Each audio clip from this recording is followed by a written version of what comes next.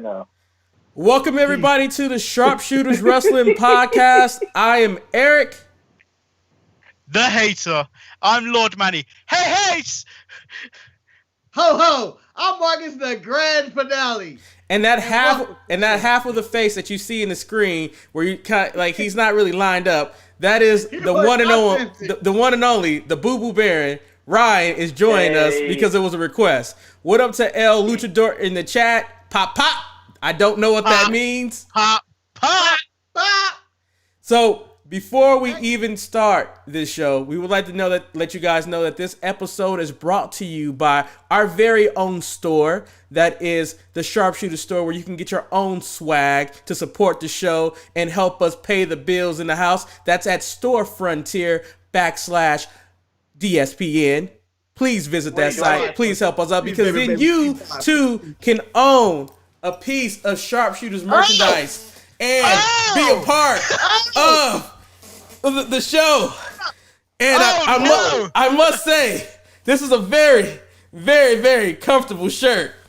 Unfortunately, I cannot support the cause. So, red X on my chest to mark how I feel about the untitled Manny and Marcus show, because I am Eric, the hater. I have a question. Go ahead, Is that red X shirt more expensive than the shirt without the X? Because if so, that's bullshit. That red X shirt should be cheaper, $10 cheaper than their shirt. Well, this red X shirt, Ryan, was made in post. I have some red masking tape. I cut some strips and I put X's on here.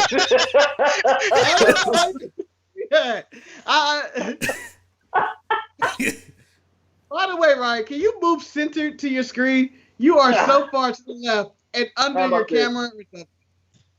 With that being said, everybody, it's really good that we have Ryan on the show, who's drinking his purple drink right now, because Ryan is the guy who's in charge of the Sharpshooters Twitter feed. So he is somewhat of the social media ambassador, although he retweets nothing that we do. Yes, absolutely nothing. I'm too busy doing stuff, dodging knives and bullets and all types of, fuckery on the weekend. Yes, but the problem is, allowed to cuss on this show yes, again? you're allowed to cuss on this show. Ryan has always been in business for himself, so there is no surprise that he would not be retweeting things that we do.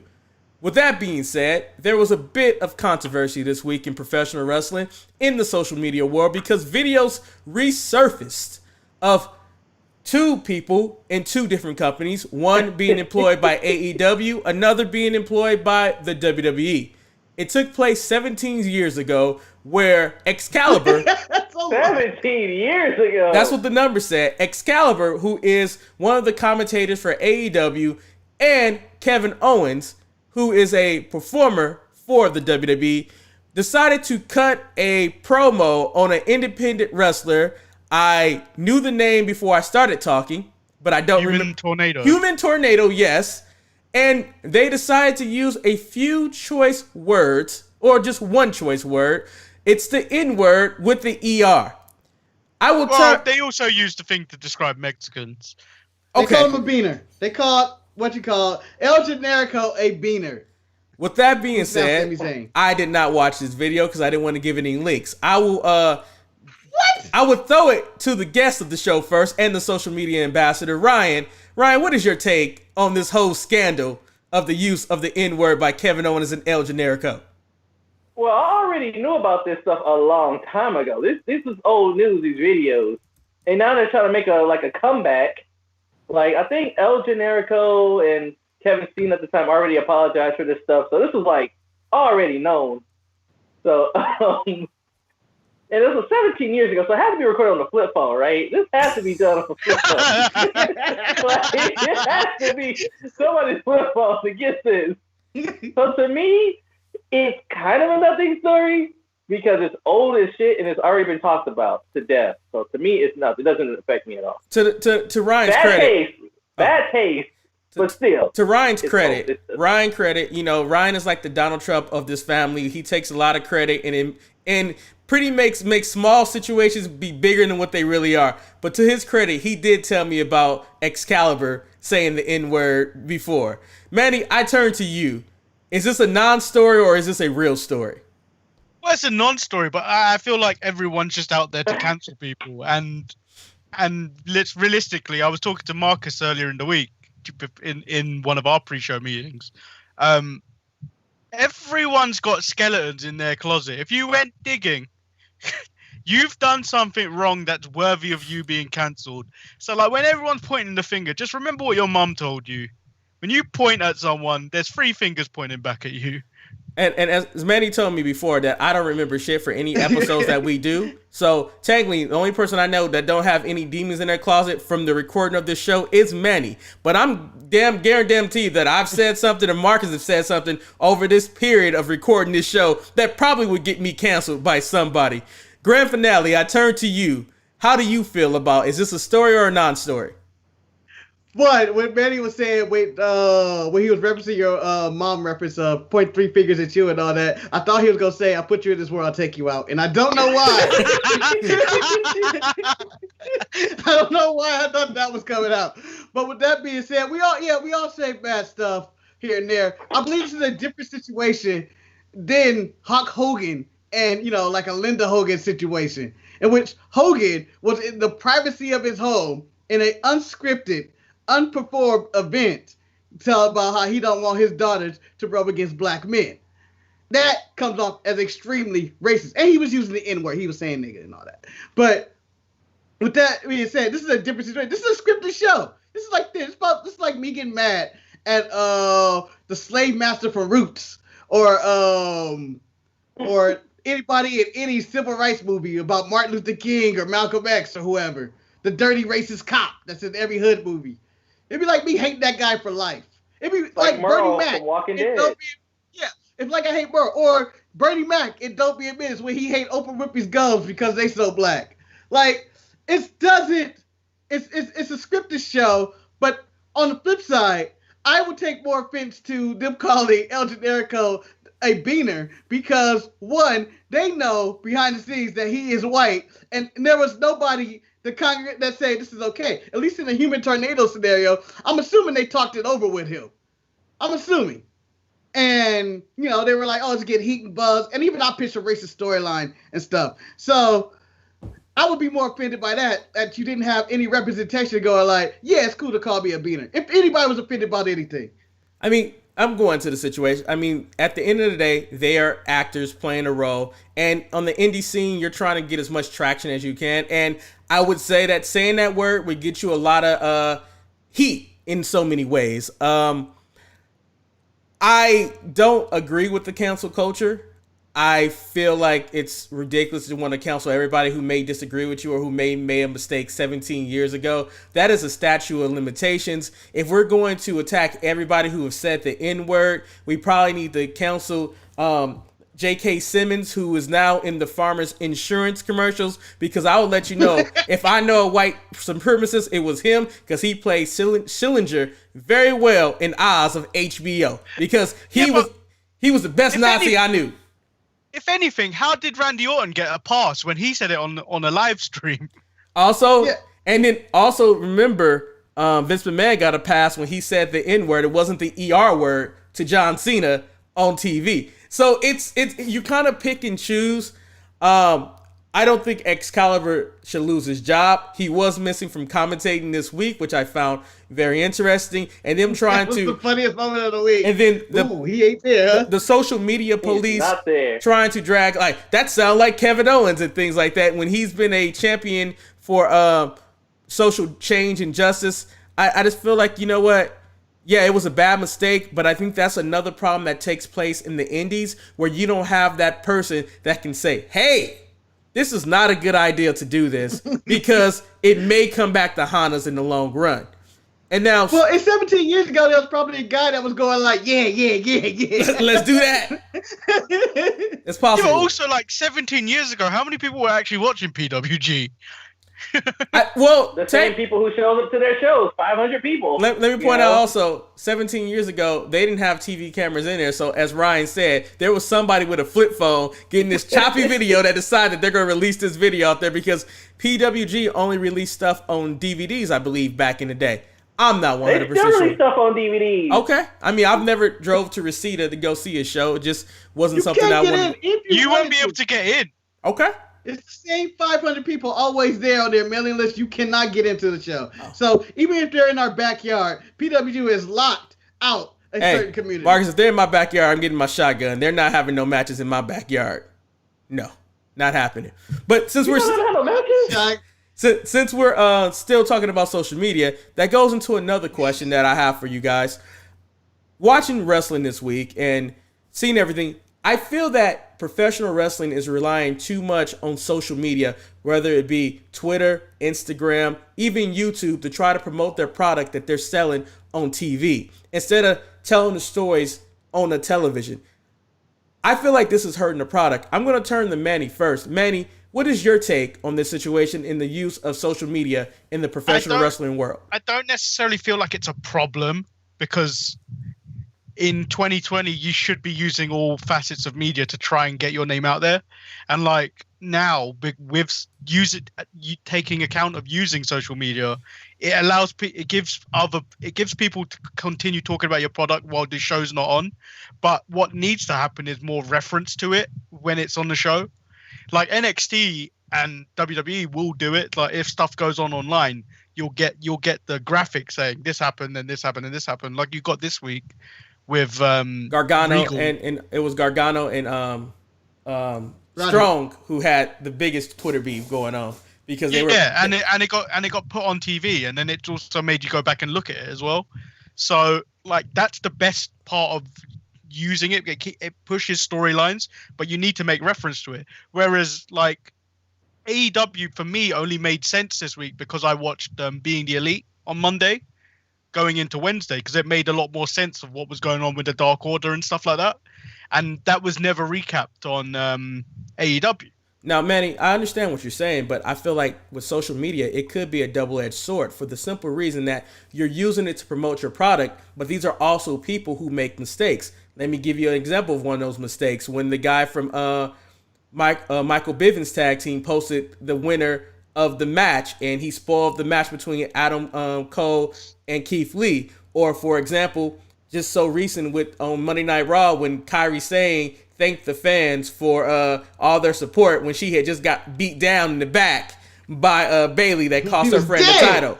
So, Ryan, do you like the use of social media, or do you like to engage with people while you're watching the product?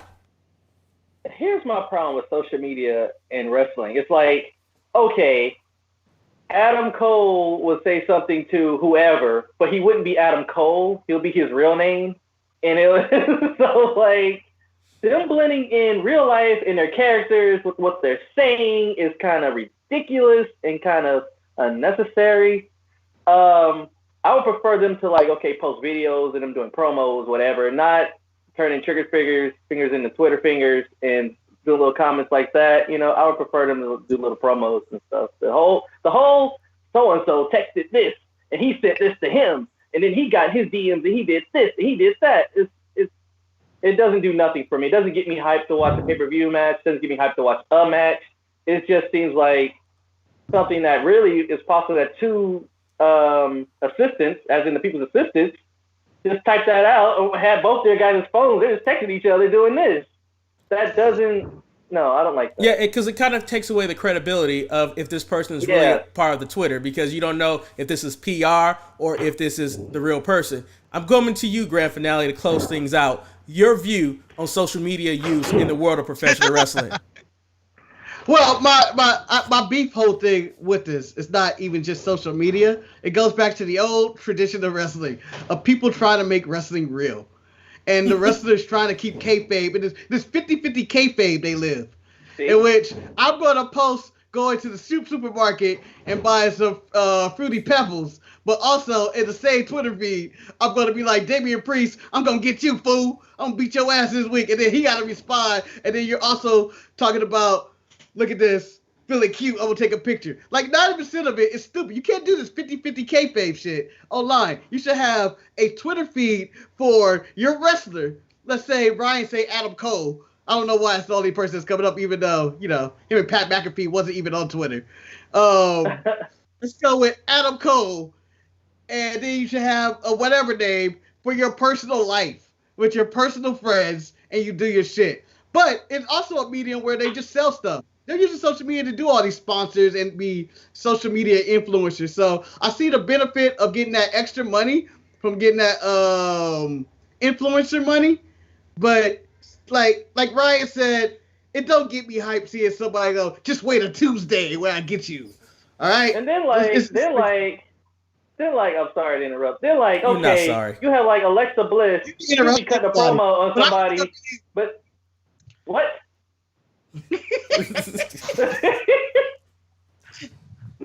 But let me finish. You have something like Alexa Bliss where you're cutting a promo about somebody, but then in the next tweet they'd be like, "Hey, buy my underwear, $500." Or buy my underwear. Buy Who my are you boots for following to $200. buy my underwear? I don't think she's selling all the female wrestlers sell their gear. It's like, oh, buy my boots, buy my used boots, buy my underwear for $200. But then they'll like cut a real promo or something. And it's just not cool. But my question for you, Ryan, because when you were really watching professional wrestling a lot, you were on Twitter a lot, and you were engaging with other fans. Isn't that an aspect of social media to be able to engage with other people while you guys are watching the product? Yeah, but that's the thing. It's like you're selling a product, but you're also selling yourself. But you're trying to connect your character with your real self. But you don't want people to bash you for being out of character and being your real self. So it's kind of a weird-ass paradox. So, and a contradiction as to who you are on social media and what you're trying to present yourself as opposed to, it's like, what are you? Pardon my interruption.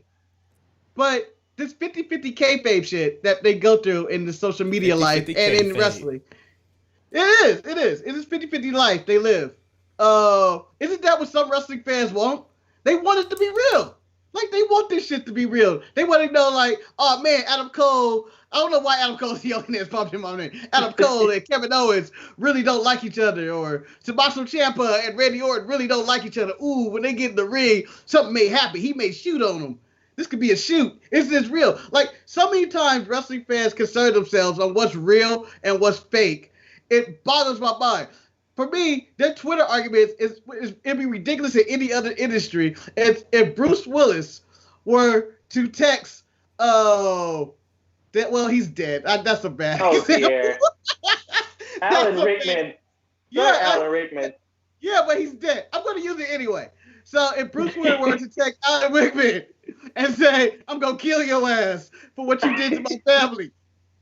But that would be it'd be ridiculous, right? Or if you're watching Hamilton and you see Aaron Burr shoot Alexander Hamilton and you got Elijah texting him, fuck you for life, Aaron Burr. Fuck you for life. You didn't have to expose that nipple, Aaron. With that being said, well, look what happened. His shirt is ruined. It's now showing. The current champion of the Sharpie. It's to a swastika suit. The current champion of the Sharpshooters Pick'em, Wes, he said in the chat room, social media is bad because of the spoilers. I think spoilers do play a role in that one. I'm going to ask Lord Manny this question to close out this topic. Is spoilers something that you get? I can't even get it out. Is spoilers something that is attached to social media that prevents you from going on social media while you're watching wrestling, or if you're watching wrestling later? Because you do watch wrestling at a different time than we do because of the time difference. Oh yeah, but it doesn't really bother me because at some point you're gonna have to watch that anyway. But like, if it's weekly TV, I'm not that bothered by it. And like, how often is there actually a title match where a title changes hands on TV? Not very often. That is also true. With that being said, I guess it's time to move on and start talking about professional wrestling. And Ryan, I hope you watch some wrestling because I'm going to start off with the show that I know Lord Manny and the grand finale have not covered yet, and that's Friday Night SmackDown because Friday Night SmackDown had some gems on it this week, and once again they started to show off with everyone cutting a promo, setting the table for what their plan was for this show. Grand finale. It's the 3rd week running they did that now, isn't it? Huh? It's the 3rd week running they've done that. It might be the 3rd week, might be the 2nd week. I'm not 100% sure. I turn to you, Marcus. They set the table again for you. Is this something you want to see Raw adapt, or do you want to keep this exclusively to SmackDown? Well, it does make SmackDown differently. I say we start our show like this. Before we even start the show, we give our opinions. I'm going to tell you why social media is good for wrestling. And then you cut to Ryan, and that's stupid, Marcus. I'll show him why social media is bad for wrestling. God. I don't know why Ryan's a tiger all of a sudden. but with two claws, too. Hold on, pause. I just seen what's going on in the chat, and that is disturbing. So Wes wrote Eric's chest pasties. Pasties, man. And then Eric replied, I gotta get the rating up, Wes. Yeah, you gotta get the ratings up, man. You know? You and your ratings. You and your damn ratings. But I feel like the beginning of the SmackDown, the opening, in which, you know, people are recapping what they're gonna do.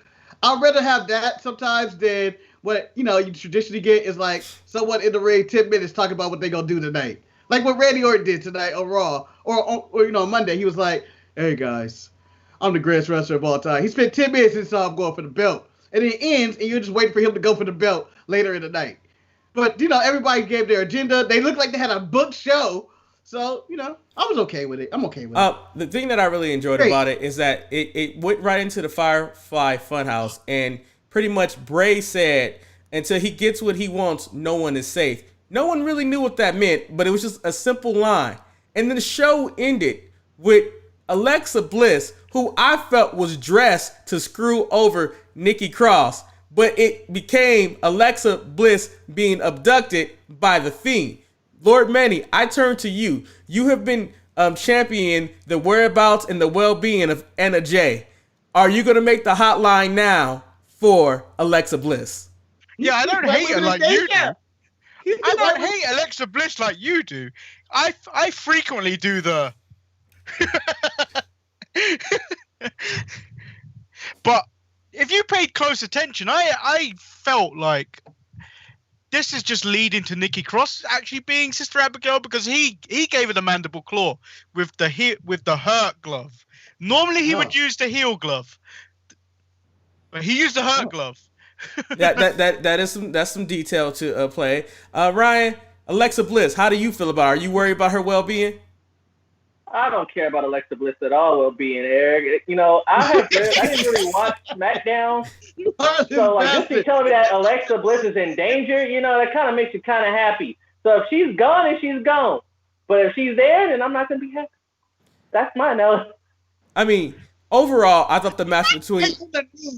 Imagine that on the news. Little girl missing. Brian goes, I don't care if she all right or not.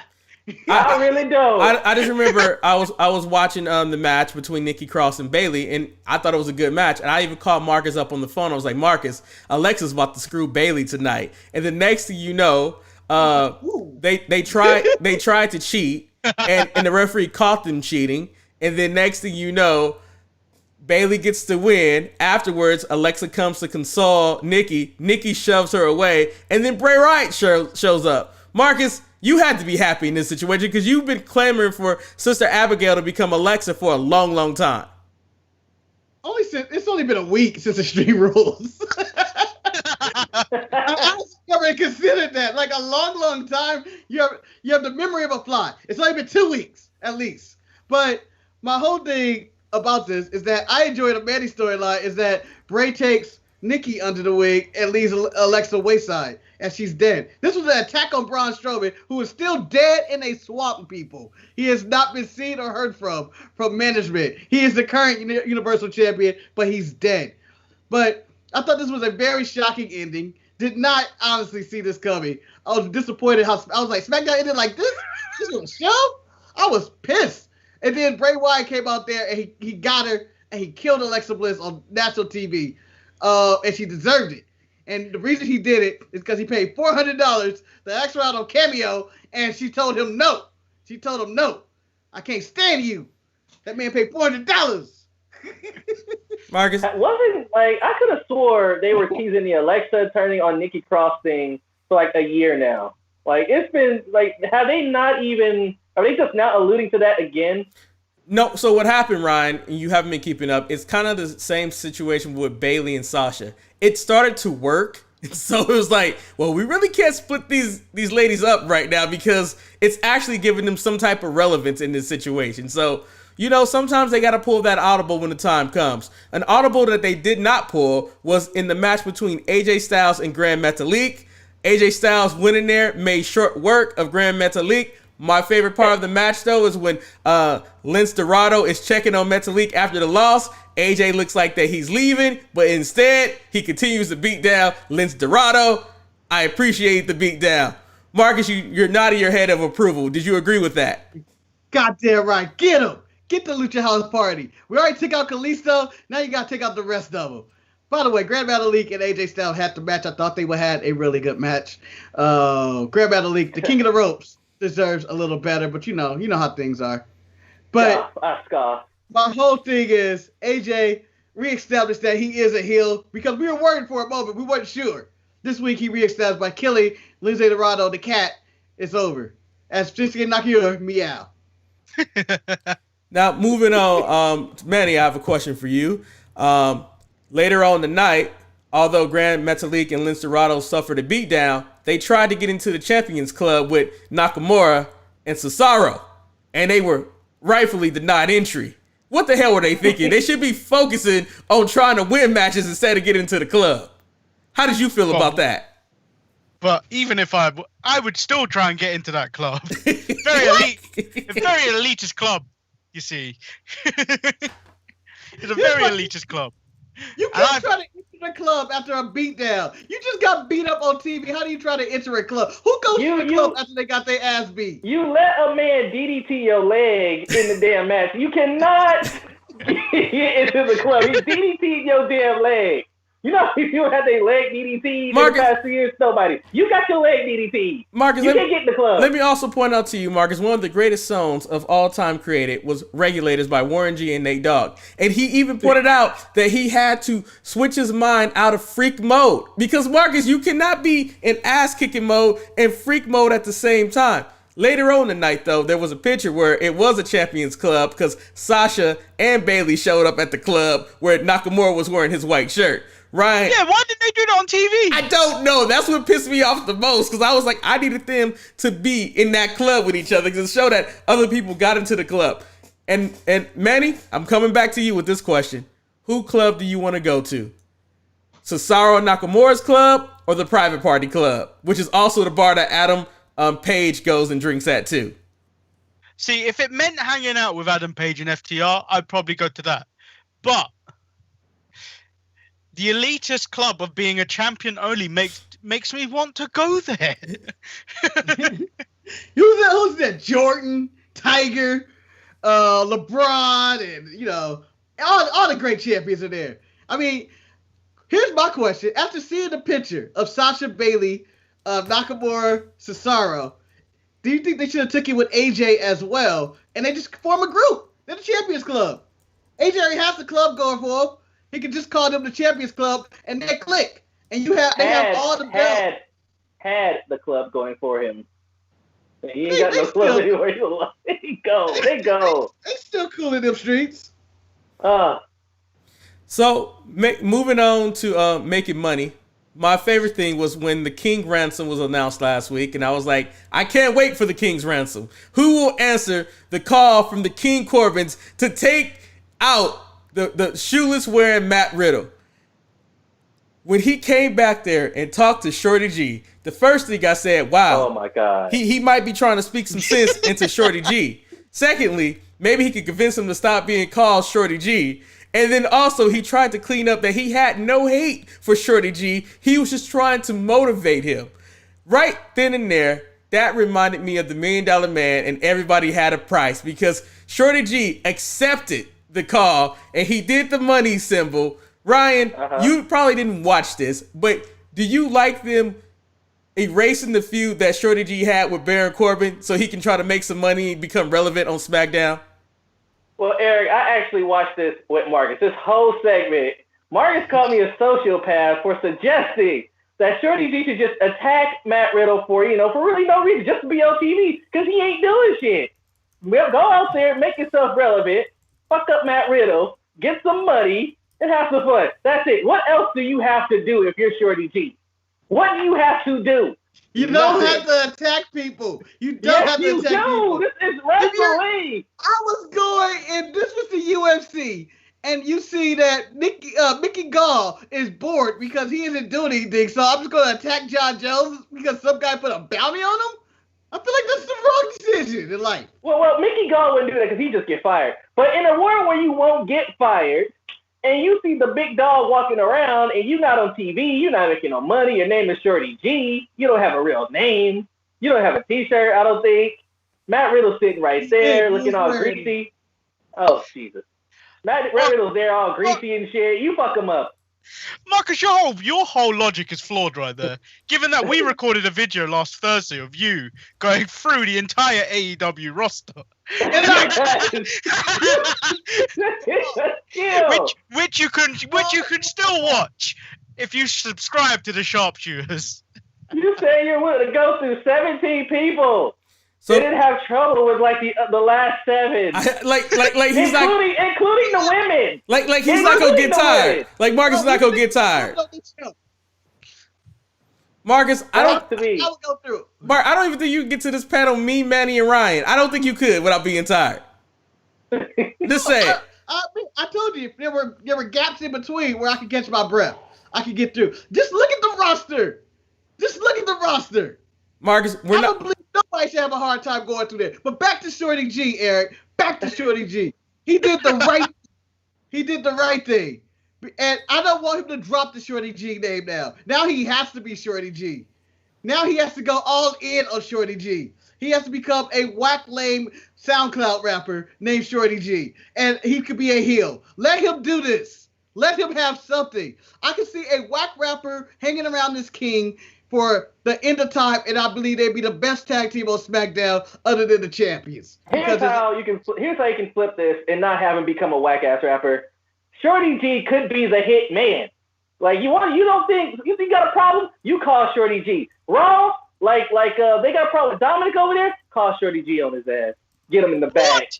Have you seen the way Dominic swings a Singapore cane? Yeah, I mean Dominic is vicious as long as he got that.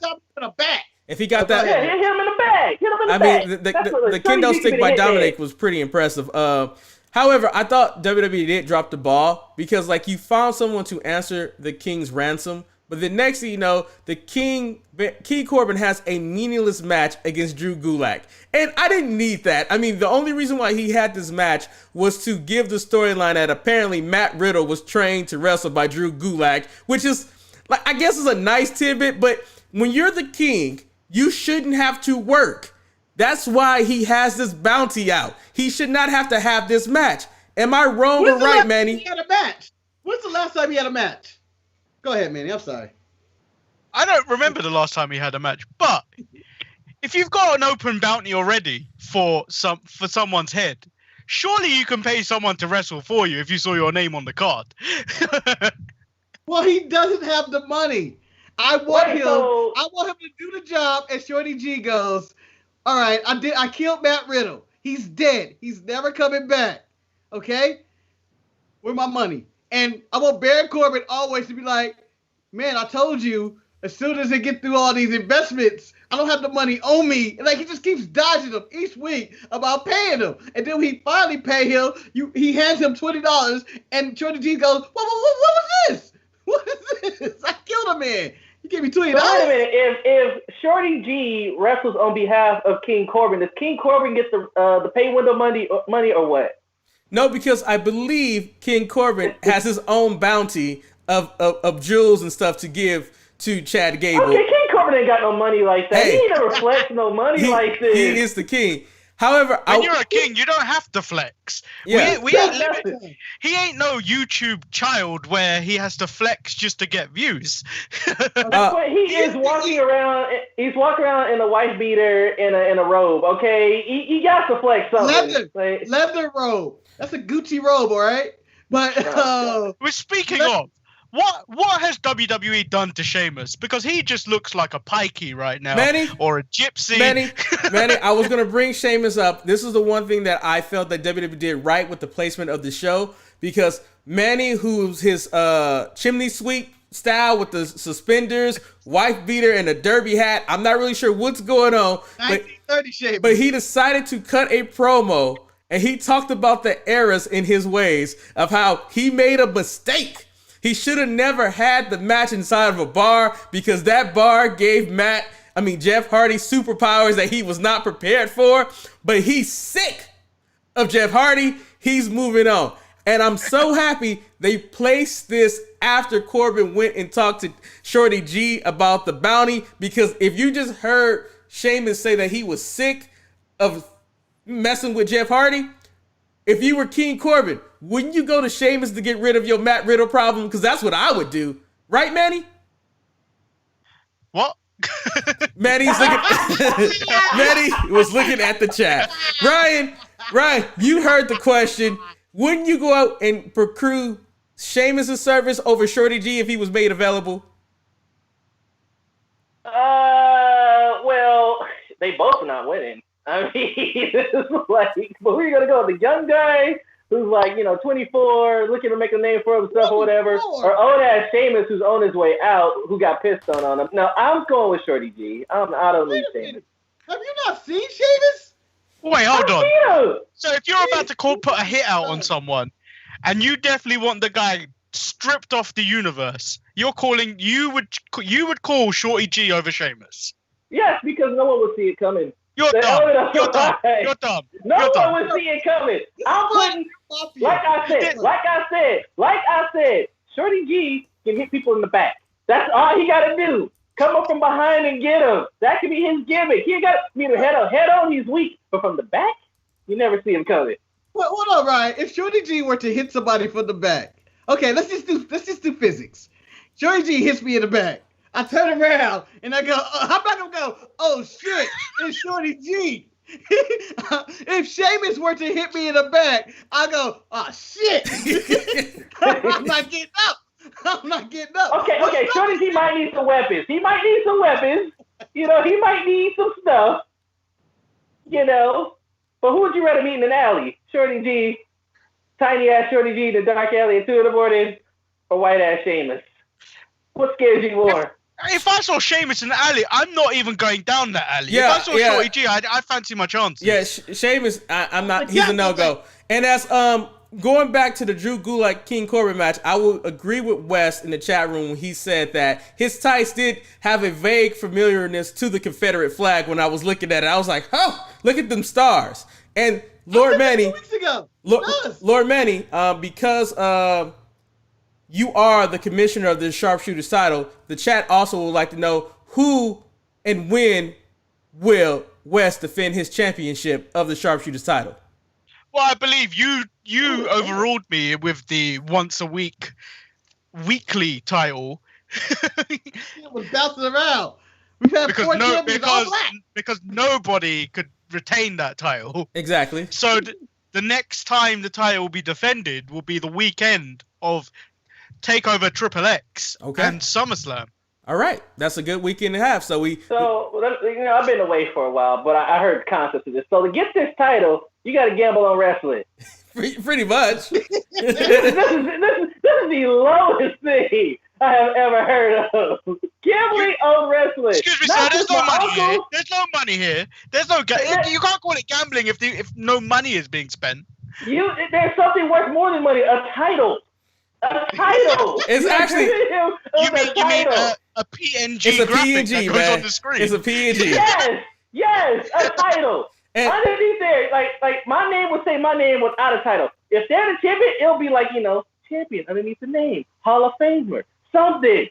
That's worth more than money. That's worth more than gold. So moving back to get back on track. To get back on track. So Sheamus and Jeff Hardy are done. However, there is a new singles competitor on the rise. Someone who made Manny extremely happy that he's finally getting the push that he deserved. Kofi gave him the blessing last week. Big E rode. Your meat on my meat. Meat on meat. Meat on my meat. Big E rode his way down to the ring, rolled his way into a match with The Miz, and got a win. Manny, are you excited for the singles run of Big E? I am, but like, given that they've put a time frame on how long Kofi is out, I don't think we're getting this run for very long. So enjoy it while it lasts. Well, maybe they're testing the waters. It's 6 weeks, and Big E is building the traction that is needed, that people are enthusiastic about this run. They will continue this run, and Kofi will do his thing and just come out and basically be support for Big E on his singles run. I think it's going to have longevity here. I enjoyed this match between him and The Miz. I enjoyed the finish. It told a really good story that Johnny Drip kept interfering in there, and the ref had to finally throw him out, which AEW refs can do anytime Marco Stunt is at ringside. I'm just saying. Yeah. That's all you had, right? I mean, that's all. I lost my train of thought. And Ryan didn't watch this match, so it doesn't matter. So I watched it, but here's my thing about this Big E singles run. Like, I ain't gonna take it seriously until he gets his own music and gets his own T-shirts. Until then, it's not real. It's not real until that happens. Like, wait a minute, you supported Hogan in the NWO?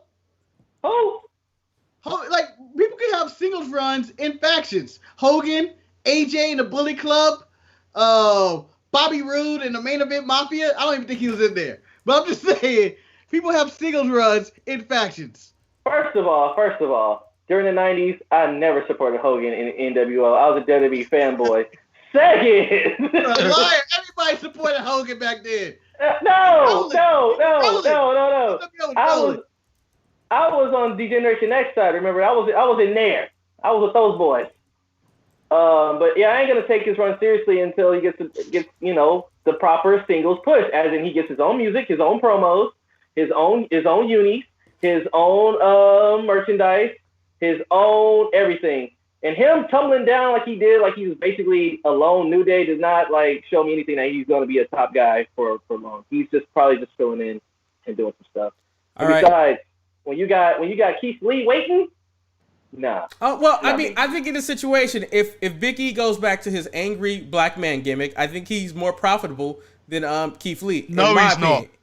No. He doesn't have to be an angry black guy. He can be himself. He just doesn't have to be New Day. Angry black man gimmick just needs to stop because it ended with Ahmed Johnson. We don't need it ever again. But Manny, at the same time, the credit, to piggyback on what Ryan said, you can't have a champion rolling down to the ring looking like a buffoon. You can't have him be sitting split-legged on the ropes looking like an idiot. It's a point where he has to. You want him to be himself? Hold on. I'm going to say, you want him to be himself. This is Big E. This is the weirdness that you get when you look at Big E on anything he's done. He is a weird person. And if Tanahashi ass can get over doing air guitar and talking about his exactly. And what's it? Scream and shout is some of his moves. These lame titles. Big E can get over doing some of this bullshit. Here's the difference between Tana and Big E. I've seen Tana get crazy. I've seen Tana get violent. I've seen him get really, really dark. I've seen him slap people. He slapped Okada 4 times on the way out. He couldn't take it. He couldn't take losing to Okada. He got dirty, hit Okada in the balls. Like, I've seen the dark side of Tana. Big E, rarely seen the dark side of him. Not since he elbowed AJ in the chest. I haven't seen him. He's dark. He's the darkest guy on the roster.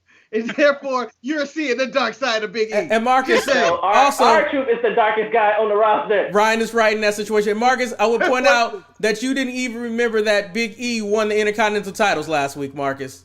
Just want to point that out to you.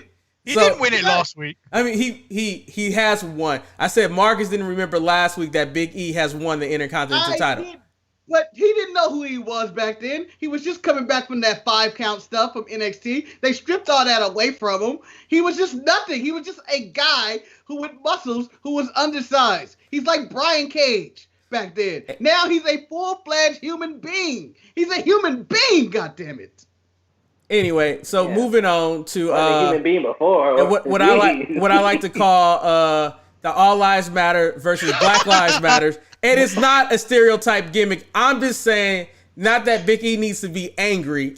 He needs to be more serious in his presentation before we can take him serious as a champion. So what you didn't hear, boys, is that Gruntsmurf in the chat said, stereotype gimmick, Eric. He wants Big E to be angry and eating watermelon. Never said that. Never said that. Eric wants Rodney Mack. Eric wants Bad News Brown. Eric wants the Poor River Plunge, Ahmed Johnson. Eric wants Farouk. I'm ashamed of both of my brothers on this one. Eric talking about he want him eating fried chicken and watermelon. I never said that. Why do people keep putting words in my mouth? Hold on. I'm sorry. It's slander. We got to do it. And then Ryan, who made the argument that I don't need Big E because we have Keith Lee coming up, saying that there's only room for one black guy on the roster. But and it's a new age. It's a new age. No, Big E, being who he is, makes him different from Keith Lee. Keith Lee is the principal of a high school. How is the oldest member on and the youngest one on the two boomers of this podcast? Wow. Yeah. Right, they don't real don't recognize real. That's all this is. Anyway, in the match, okay, boomer. In the match between Lacey Evans and Naomi, while Lacey Evans was beating down Naomi, she's saying, "You deserve better. You deserve better." And I just felt very uncomfortable doing this match because I kind of felt like she was just saying, "Your life matter really? Does your life really matter?" I don't know. Lacey Evans has transitioned back to being a bad guy very well, and she's beating up Naomi. Marcus, I go to you. How do you feel about this match between Lacey Evans and Naomi? Well, Eric, if you were piggybacking off your point, she was going to use another N-word instead of the nasty. Yes. I'm just saying. I agree. But I really didn't get that. I just think they were just trying to rewrite history of Naomi taking that loss and making your Twitterverse happy for the hashtag that Naomi deserves better. That's all this was, and they were feeding off of that. I didn't appreciate the tactics of Lacey Evans' entire strategy is I'm going to tie up Naomi's hair in various different things around the ring. I think that was a false strategy, but it was one of the best pins I've ever seen. Best backslides ever. Manny, I pass it to you.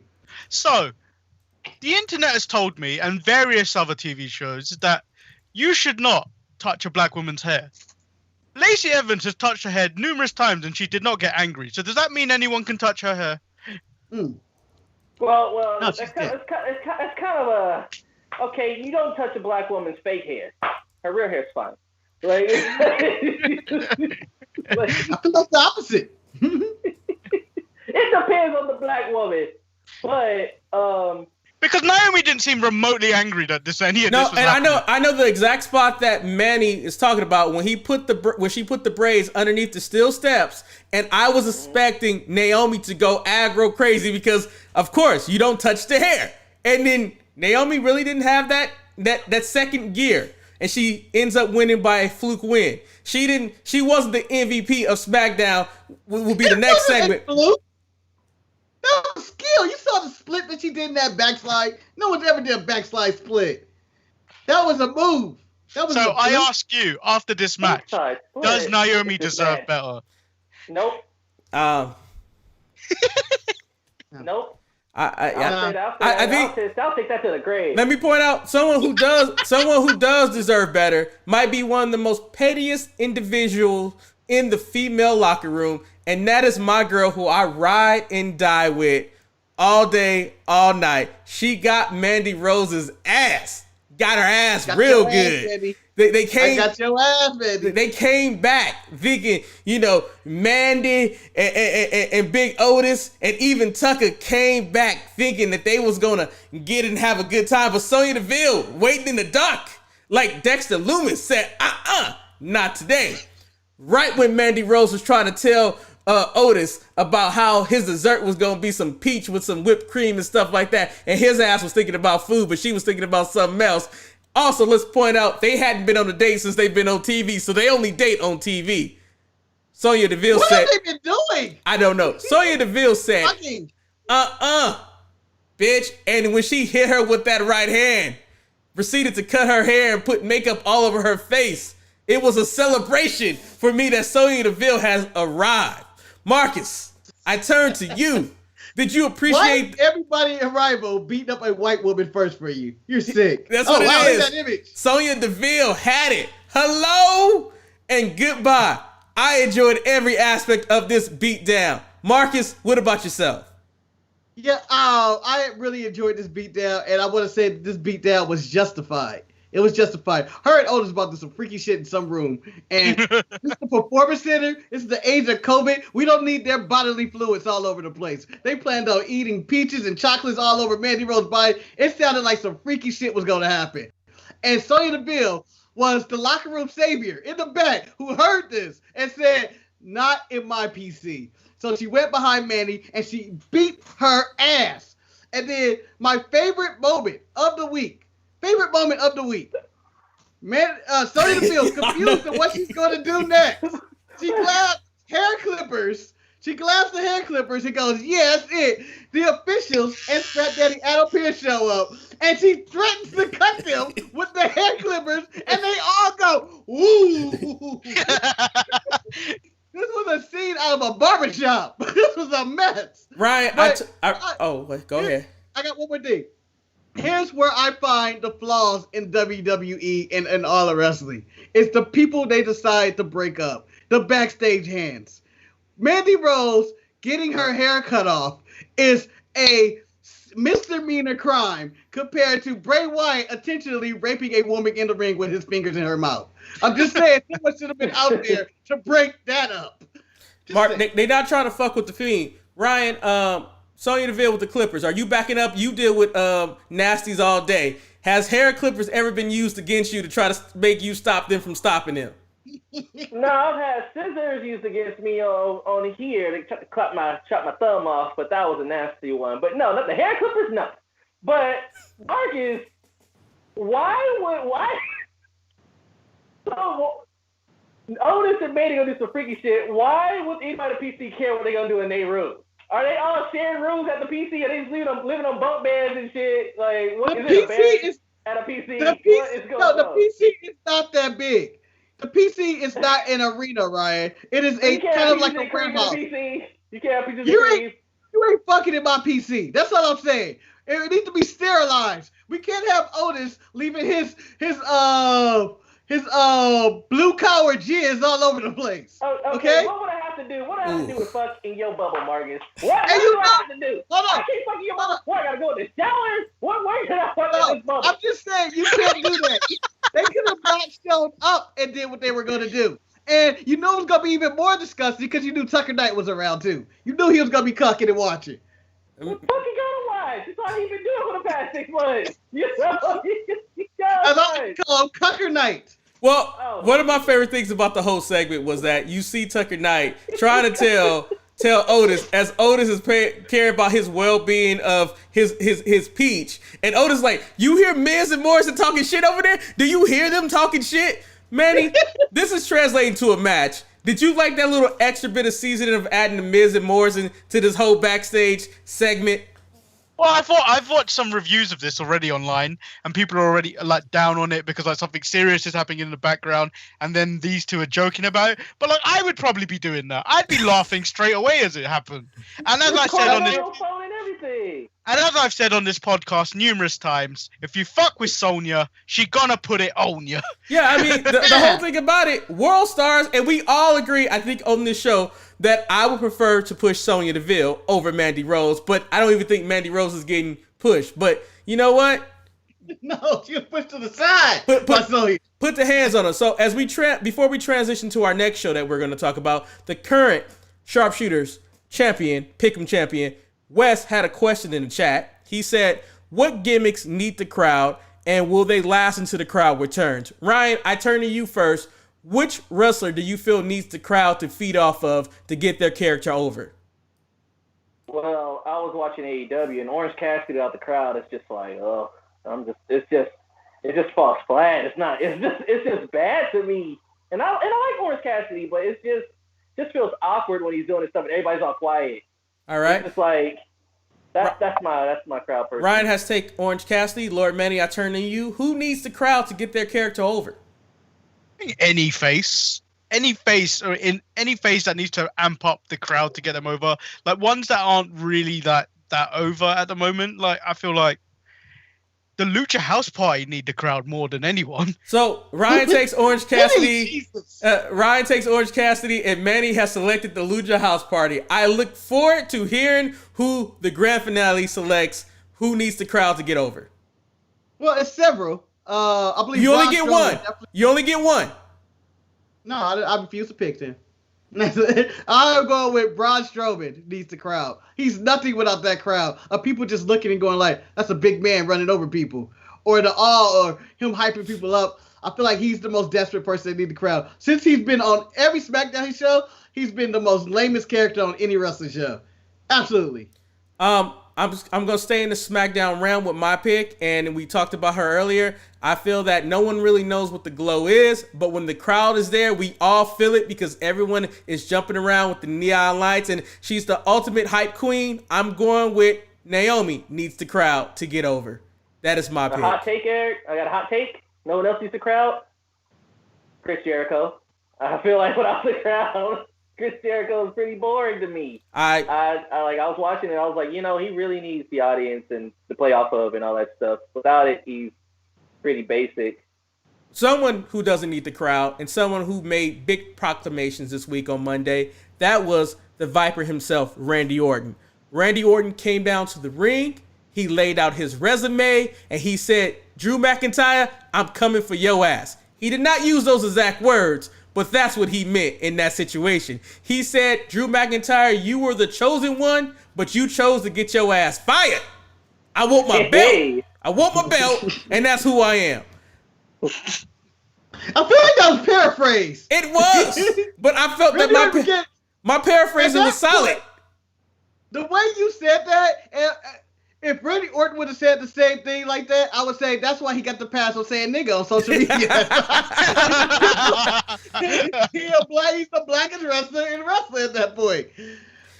So were you happy that Randy challenged McIntyre to a match at SummerSlam, Marcus? Yes, because you're only as good as your person you're going against. And McIntyre, since becoming champion, hasn't had anybody that you thought should take that could take that title from him. Bobby is a monster, but nobody wanted Bobby's time right now. We were like, let Drew enjoy this. Maybe he'll get a crowd as champion. But Randall Keith Orton has been killing it since the pandemic and even before the pandemic overrun. It is time for him, the best heel in the game right now, the villain of the WWE, along with the Golden Role Models, to take what's rightfully his. Sorry, Drew, but he's coming for you. They got the 19 at the ride. Manny, do you agree with that? We always said that R-Truth was yelling that Drew McIntyre was here. It looks like Randy knows that Drew McIntyre is here, and he's ready to take that title from him because he knew Dolph Ziggler wasn't winning. He saw the script already. Do you agree with the position of Randy going for the GOAT? When you look at the Raw roster, there is really no one else other than Bobby Lashley. But I'm not a big fan of Bobby Lashley anymore. Like, the man's like, how old? 46 years old. His time has passed. His time is not now. Ryan, Randy, is he your champion, or do you keep the belt on Drew? Oh, see, this is why I like this match, because it's like whoever wins, I'll be satisfied. But if Randy takes it at SummerSlam. If Randy takes it, so I'll be way more intrigued to see what he do with the belt again. One last run with it. But then again, I don't feel this would be Randy's last run. I feel like he got at least 4 more reigns left in him. Like, Randy is timeless to me, and I think it would probably help Drew in the long run if he did lose to Randy. Well, according to Busted Open Radio, this is the 10 golden years of Randy Orton. It should be the reign of order from 40 to 50. Moving on, I did notice something that Raw tried. What? I have a question. Okay. When Randy was going over his resume, and he talked about Rock and Austin saying, oh, they don't have my resume.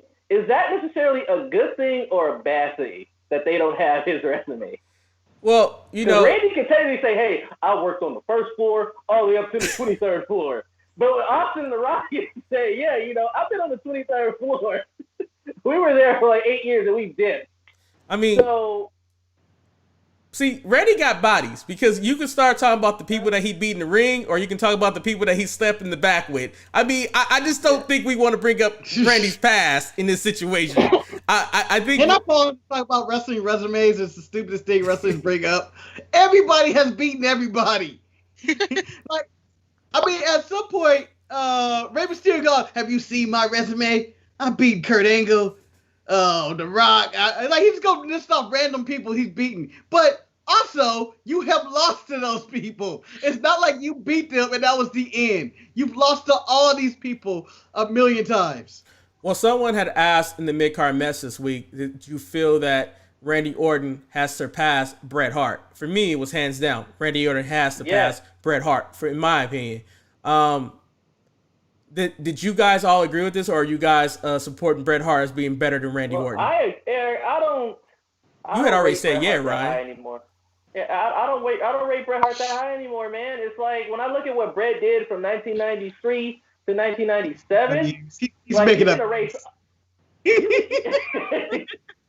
making them up. I'm not sure. I'm making them up. But if you can erase all what Bret did and compare that to other wrestlers that came after him, like, it wouldn't be as relevant. It wouldn't be as significant. Like, I think Bret Hart's a good technical wrestler, but I don't think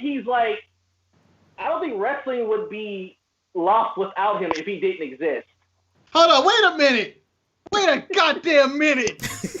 I know you can hear me in the other room without the microphone. I'm going to say this. If you erase Bret Hart from history, we don't have Shawn Michaels telling him to get the fuck out my ring at that moment. We don't have the Montreal Screwjob and Vince McMahon. Manny, I told you this was going to happen. We didn't find out that whole get the fuck out the ring is my fucking moment. That didn't happen until like 2000. No one knew that was even said. But it led to his beef with Shawn, which led to the Montreal Screwjob and all the history that goes on between that. What I'm saying is Bret Hart is an integral part of wrestling history, and he's a better wrestler than Randy Orton. However, Randy Orton has more significance in mainstream in the world with his vines and being a meme and the RKO and everything. He has more significance in wrestling than Bret Hart, and that is why I put him over. Bret Hart's a better wrestler. Gentlemen, let's just calm down. Like I said. No. Wrestling is the least most important part of wrestling, and Bret Hart is a good wrestler, so therefore that makes him useless to me in the grand scheme of things. With that being said, we're going to move on. As I was trying to say, it was possibly WWE trying to do a rub. Because when Randy walked to the back, he crossed paths with one of the most hated wrestlers in Manny's eyes, Nia Jax. And that led to a standoff between Nia Jax and Shayna. Manny, I know you don't like Nia Jax in this situation, but did you like... Can you refer to her as her real name, Jumbotron? I'm not going to do that because I feel like Marcus can't get through Nia Jax inside of the locker room. Many people have questioned why Nia Jax has a job still. Quite frankly, it's because she's related to The Rock, I think. But did you get a little excited between Nia Jax and Shayna? No. Just a little. No, because now I'm fearing for Shayna's life. Hold on. What type of match could they possibly have? What, a technical match? Fight pit! A brawl? Fight pit! Nia Jax's knees won't come out of the fight pit. But isn't that what you want? So here's my problem with Nia Jax, among multiple problems. So like when she came, like she was really big. She was a big woman. Like, you know, she had that size, but yet she was weak as shit as a big woman. Now she's lost some weight a little bit. But yet it's not like she's toned, so she's kind of looks weaker than she did before. And so and now they're trying to build her as like this powerhouse still, but yet she looks weaker than what she did 4 years ago. So I'm not sure who Nia Jax is trying to be or what she's supposed to be, but she's definitely not a freaking monster to me. How about healthy? How about healthy? She's not healthy. She ain't healthy, Marcus. Losing weight, you're getting healthy, right? No, not necessarily. Not necessarily. Like, you can lose weight, but if you're losing strength while you're losing weight, then you're becoming less healthy. And it looks like she's weaker than what she was before. I have no time for you, personal trainer Ryan on Nia Jax. Look at me. I am the personification. I am the healthiest one among all of y'all. You look like a Napoleon ice cream. You look like a Napolitan ice cream that melted into vanilla. How dare you? You look like you're about to die from heat exhaustion. Look at you. No, Mr. Boo Boo Baron. Exhausted. Well, I did work out today. It was tough. Like I did 100. Gentlemen, let's stay on topic. Marcus. I want to see Nia Jax and Shayna fight. I want to see. I want to. No, they're not going to chain wrestle. It's going to be a physical battle in which Shayna breaks Nia's legs. She's going to go after her. And the reason Nia Jax still has a job is because everybody hates her so much, and she's the Rock cousin. So you want to see Shayna Baszler work on Nia Jax's legs for 8 minutes. So basically, you want to see what AJ Styles did to Grand Metalik at the end of that damn match. DDT in her leg until she gives up. Shayna doesn't DDT her legs, she steps her legs. With that being said, I do feel that if Shayna defeats Nia Jax in this situation, it will give Shayna more credibility in the eyes of people. Manny, I'm sorry you are part of this family spat right now, but this is what I deal with when Marcus and Ryan get in the room with each other. Eric, Nia Jax ain't got no cred. Who's giving Nia Jax cred? You don't get nothing for beating Nia Jax. Hey, to Nia Jax doesn't have any cred, but in Vince's eyes, she has more cred than Shayna right now. I'm just saying. So, wait a minute. Let me tell you how much cred Nia Jax has. All right? Let me tell you this, brothers and Manny. Nia Jax steps into the ring, all right? Tamina on the other side. When they had an audience, the crowd went crazy. Everybody knew that neither one of them could do something. Excuse me, I believe you're remembering that wrong.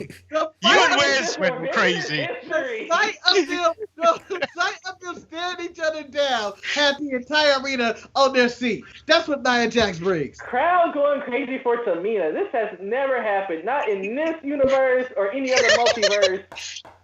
Careful now, you might upset Wes. Moving on, gentlemen. Andrade and Garza finally got their act together. Ryan, Ryan, if I had a mute button, I would mute you right now. Andrade and Garza defeated the Viking Raiders and Cedric Alexander and Ricochet to become the number one contenders for the tag team titles. I don't think we need to talk about this, or do you guys have anything to add, or can I keep it moving? Keep it moving. So they lost. Is it wrong that I'm already tired of all these teams? Well, except for, the Street Profits. I like them, but all these other people, I'm tired of them. They need a new tag team. They need to get some new people in this. I don't take Ricochet and Alexander seriously. Andrade and the other dude, Garza, they're just about to break up, so I don't take them seriously. Like, I'm tired of all these people. I need some new tag teams. I need something new here. So, I think I'm just going to move on to the real main points of Monday Night Raw. Let's talk about one of the most controversial moments in wrestling. That is the match between Asuka and Sasha Banks. The match took place. The match was being touted as one of the best matches that has happened this year. And then all of a sudden, someone hit a switch and showed the beatdown from hell that Bayley was putting on Kairi Sane. And at this point, Asuka had to make a decision. And if you listen to Marcus on his show this week, the Untitled Manny and Marcus show, he pointed out he would have won the championship and said, fuck his friend in the back. Ryan, I turn to you. Do you go for the win, or do you go with what Asuka did and save her friend in the back from the beatdown? Well, I can get more friends. Like, I'm going for the championship, okay? I only got so many years to win the title. All right? I can make a friend from now until when I'm 60, all right? I don't need no friends. I don't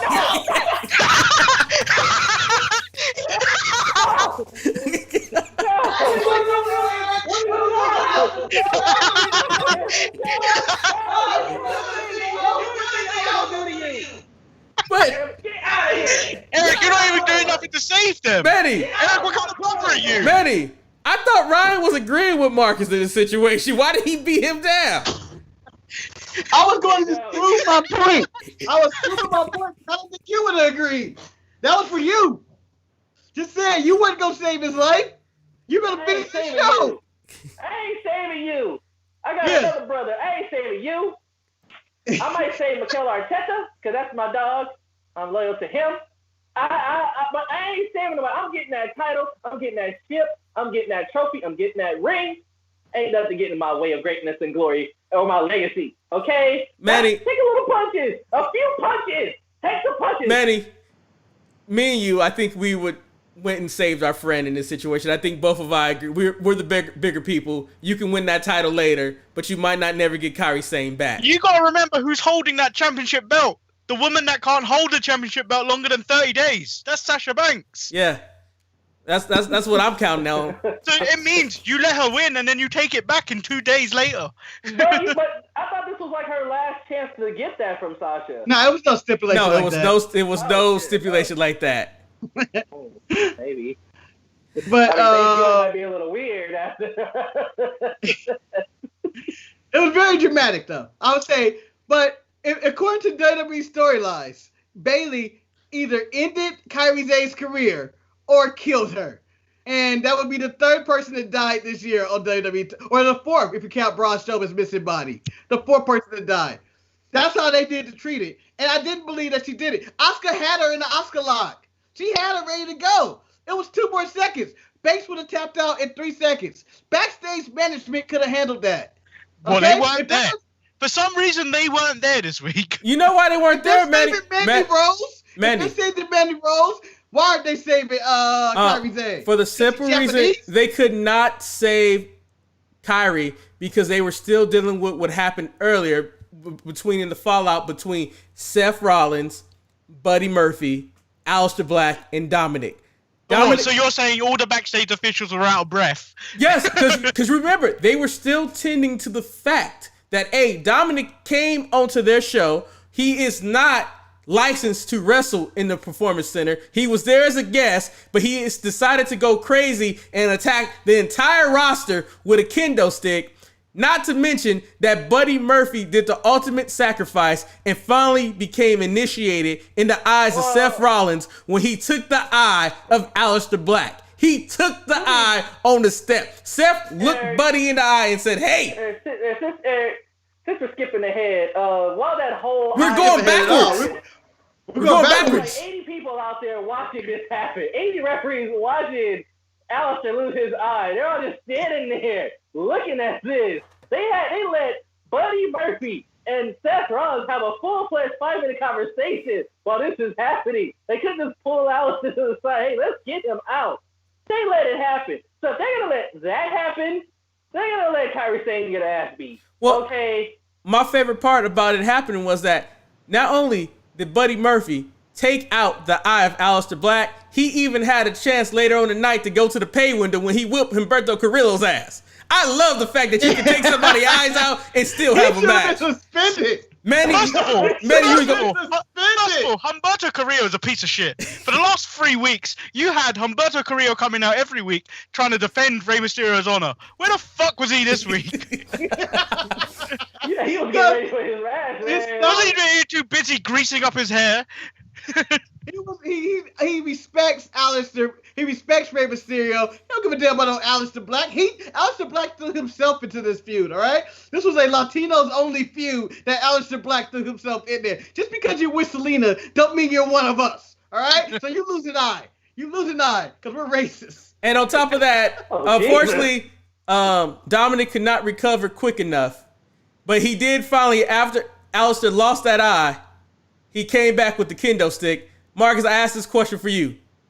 Is Dominic a part of Seth Rollins' prophecy? Because technically, he could have came in and saved Aleister from losing that eye. Are you asking me if he's the third man? No, Yeah. He couldn't have saved him. He was beat down already. Yeah, but he was beat down by Buddy and Seth. He was swinging that kendo stick. He wasn't showing no signs of the beat down. Yeah, but when he swung that kendo stick, he beat the hell out of Seth Rollins. I went, oh my God, Seth may die from Dominic. This is the Dominic I've always wanted. This is the Dominic I wanted to attack Brock Lesnar. This is Dominic the man. It's Dominic the beast. You know what's messed up is that I find Dominic way more intimidating than Cain Velasquez when I saw him. You know, like Dominic was scary. Dominic looked like he got some viciousness in him. Cain looked like he was just going to bed every time you see him. Like he just got out of bed. Like, but Dominic, I like when I see him. Well, Mufasa lost to Bobby Lashley in this night in a really good Mufasa because R-Truth called him Mufasa. Mustafa Ali, not Mufasa. No, R-Truth called him Mufasa. I'm sticking with Mufasa. You're disrespecting Simba's dad. Respect on his name. Hey, You're disrespecting Simba's dad. Who Mustafa died that horrible accident? Mustafa gave a good fight to Bobby, and Mustafa did the same thing Ricochet did for Bobby, made Bobby look better. But as we all know, Manny wants nothing to do with Bobby Lashley, and I don't need to talk about this. Let's just move to the main event. That was Eric. Just say this. Mufasa deserved to die. I just have to say that right now. He deserved to die. He deserved to die. Simba deserved to die too. That whole racist ass monarchy deserved to die. No. Drew McIntyre defeated Dolph Ziggler. And then Drew McIntyre received an RKO to submit that the match is taking place. I thought it was a solid ending to Monday Night Raw. Marcus, do you have anything to add? Well, the ending was expected. When he's calling you out, it's not an RKO out of nowhere, but I thought he was coming from somewhere. So, but I actually enjoyed Raw this week, but I'm really putting into priorities of what these backstage hands are doing. They let Kairi Sane get beat up. They let Aleister Black lose an eye. They allowed Nia Jax and Shayna Baszler to fight all through the arena. Marcus, they rolled the cameras for Kairi Sane getting beat up. Yeah. And the fact that Mandy Rose's hair was the thing they decided to step in on is a disgrace to human life. That they saved Mandy's hair. Everybody else died. Well, they protect the blonde women. Vince loves him some blondes. Save her! I can see Vince. Save her! Save her, damn it! Save her! But Manny, do you agree with Marcus? Did you enjoy Monday Night Raw? I did. I think people gave it. I think people online need to realize that it was just a fun show. They need to stop because they're not getting what they want, to stop flaming on it. You're not always gonna get what you want. What you want doesn't mean you should be happy.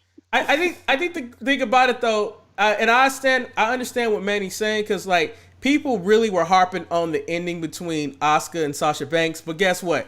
If Sasha would have beat Asuka, they would have been pissed. If Asuka would have beat Sasha, they would have been pissed. I personally like the ending, and I know I might be in a minority, but I like that Asuka had to make that decision between saving her friend, who she knew her contract expired with WWE, or getting that title. I was okay Keith with Lee it. didn't. Keith Lee let his friend die. Exactly. We were gonna move on to NXT. Can I say one thing? Go ahead, Marcus. Weird dramatic fashion. I want to destroy the internet and piss everybody off completely. I need a Deadly Alliance to come. But your show's on the internet, Marcus. Huh? But your show's on the internet. You can't destroy it. It's gonna stay there. It's gonna stay. I want this. It's gonna destroy the internet. It's gonna make everybody angry for life. Nia Jax joins Sasha and Bayley and Charlotte. I'm just saying. Would you stop putting Nia Jax and stuff? No, because she is so hated. Nia Jax and Charlotte join Sasha and Bayley will piss the entire wrestling world off. That would be the ultimate heel faction that it may have people turn away at this point. Who's more hated? Who's more hated, Nia Jax or Charlotte? Who was hated more? I think Nia Jax. I think Nia Jax. Really? Okay. Yeah. Interesting. So Charlotte gets hated because she's, blonde and Ric Flair's daughter. Nia Jax gets hated because she's covered with The Rock and have no talent. There's a difference, I think. All right, moving on to Charlotte Flair can do a flip. She can like show her forearms before she locks up with people. She locks up in her wrestling matches. So speaking of wrestling, we're gonna move to the world of NXT. NXT started off with a package, but then it started off with the first match. Io Shirai, Marcus's girl from day one, is making her entrance. But guess what? Dakota Kai has different ideas. She comes out there whooping Io's ass in mid-match.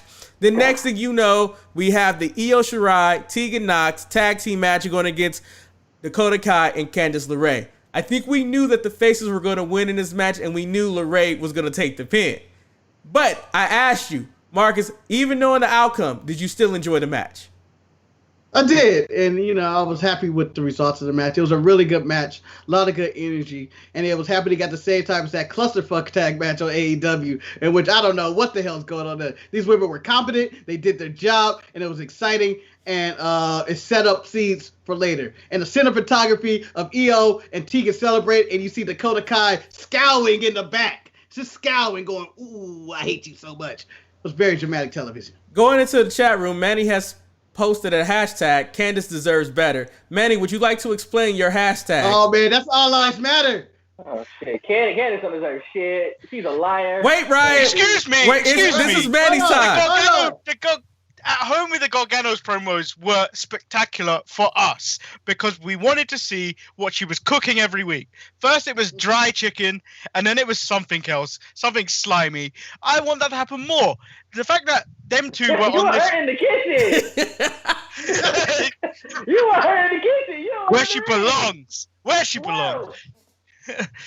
But we were going on this whole thing where the Garganos were going to take over wrestling.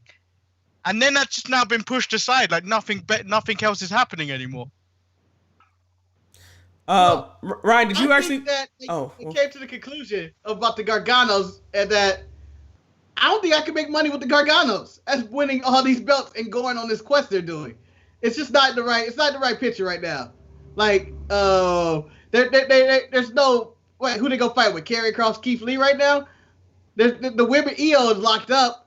She's doing better things, and Candace isn't that good to take the spots of these other women. So the Garganos can take the back seat. Right now, my dark horse in this match, I think Dakota Kai is money right now, and Dakota Kai walked out on Candice LeRae in this match. Did Dakota Kai do the right thing? And then later on, she cuts a promo saying why she deserves a title shot, and Rhea Ripley interrupted. And I guess next week we're getting Ripley versus Kai. First, Ryan, first question, did Kai do the right thing by walking out? And does Kai deserve the title shot against EO over Ripley? Eric, it is always a good thing if you're walking on that Candice LeRae, okay? You can't trust her, all right? You walk on her, you jump off that apron every chance that you get. What's the second question? The second question is, do you think Rhea Ripley has any claim to the title, or should you stay with Dakota Kai being that number one contender? I think, ever since Rhea Ripley lost, to Charlotte, I have not really had too much stock in her at all. I would rather go with Dakota Kai. I would have more stock in her than Rhea Ripley. Rhea Ripley is kind of one-dimensional, as she doesn't really offer too much. Dakota Kai, she's a little bit of a mystery, She's like that little box with a little question mark on it. I don't know what she can do. She might do something real great. So the Android 18 haircut didn't help you with Ripley. It's the box from Super Mario that you hit the box, you'll either get a Tanuki leaf, you'll get the frog suit, you get the mushroom, you'll get firepower. He doesn't know what you're going to get. Marcus. Or you're going to get that star power, Eric. Marcus, you spoke up. Seemed like you disagree with the take that Ryan had. What do you disagree with? Dakota Kai is just fodder to lose, okay? Dakota Kai is never going to be your main star. She's evil. She's playing good. She's just somebody for EO to run through. Rhea Ripley seems like the big deal, all right? But I like Manny's take that he used on the Untitled Manny and Marcus show every Tuesday and Thursday, what he said was going to happen with this feud. So, Manny, I'm going to pass it up to you. I don't know where I'm actually at Eric Squares, but I'm throwing it up. You realize I can't actually remember what I said about this. All right, you said, and let me reiterate, you said this is going to happen next week, in which the return of Big Mama Cool comes back and costs Ripley the match, and therefore we get Ripley and Big Mama Cool at TakeOver, and Dakota Kai and Io Shirai at TakeOver, and it separates the two. And Manny, before you speak on that, I want to point out that Wes said Rhea's blonde hair tells me she want to be the next Charlotte. You can touch on that also, as you also touch on your previous opinion from the Untitled Manny and Marcus show. That guy Manny on the Untitled Manny and Marcus show, it's an incredible talent with that kind of knowledge right there. He can't even get the bullshit out his mouth. He's stuttering. I mean, he looks a little weird from the graphics with just having a mustache, but he's really smart. I don't think she wants to be Charlotte. I think she's just overhyping the comparisons with Charlotte of the last few months. Okay. Yeah, I think it's just a rivalry that's going to go on. Like, Rhea Ripley and Charlotte seem like it could be that career rivalry of like, I need to catch up to you, and then she becomes obsessed with Charlotte. But I don't think the hair had anything to do with that. She looks more like Cody than she does Charlotte. So are you saying that? Yeah. Are you saying Ripley and Charlotte could be the modern day John Cena and Randy Orton, Marcus? No. No, there's too much of an age gap. Okay. So It's like a decade only, right? Yeah, but like you're talking about John Cena and Randy Orton, the age gap was probably about 4 years, whereas this is like 10 years.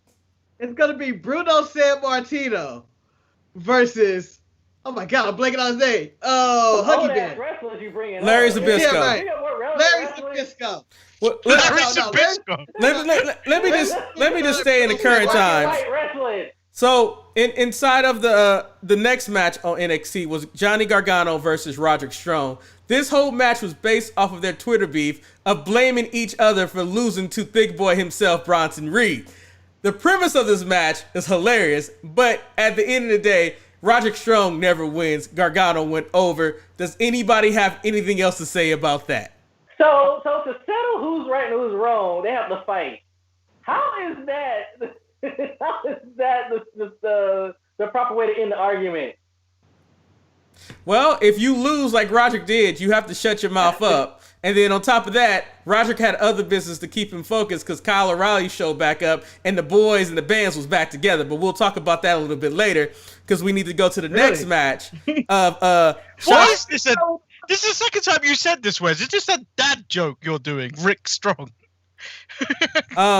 Then we move on to Shotzi Blackheart going against the new acquisition for Robert Stone, Mercedes Martinez. Martinez beat her ass, won the match, and there was really nothing else to say. Marcus, does Shotzi deserve better, or is this where she needs to be? No, Shotzi did a good job of getting her ass beat. Shotzi takes the best ass whippings in all of wrestling. And shout out to Kiara, your niece, Eric, for Shotzi Blackheart. Did she see the footage of Shotzi Blackheart getting that work? She has not seen the footage. Work. She has not seen the footage. I'm on Team Kiara. Ever since Kiara told me that, I was like, you know what? I really don't like women with green hair that much. And so I've been on her since then. So yeah. Manny, are you gonna protect your people, Shotzi Blackheart, in this situation? I mean, I feel like they're dumping on her for Mercedes Martinez. I like Shotzi. She has a freaking tank. Yeah, she has a fucking tank, guys. I mean, yeah, a tank. And for the record, this is the first time I think Manny is the first person to cuss on the show with the F word. No. Ryan started off and saying, "Can I curse on this show?" and started laboring Roger F bombs. There's been pure cursing on this show. Well, okay, well, never mind. Oh yeah. But she does have a tank. Also, we got a recap of the Adam Cole situation with Triple H apologizing to Pat McAfee and things. But as I said, that this showed Kyle O'Reilly showing up saying that we're the Undisputed Era. We need to show them who we are. And later on they did. But before we got there, I have a little treat. We have this promo that was cut by Keith Lee, who we've mocked for the last couple of weeks of talking extremely slow and not showing any passion. But he did this right here, guys. Let's get something straight. He's talking even slower. We can talk all day.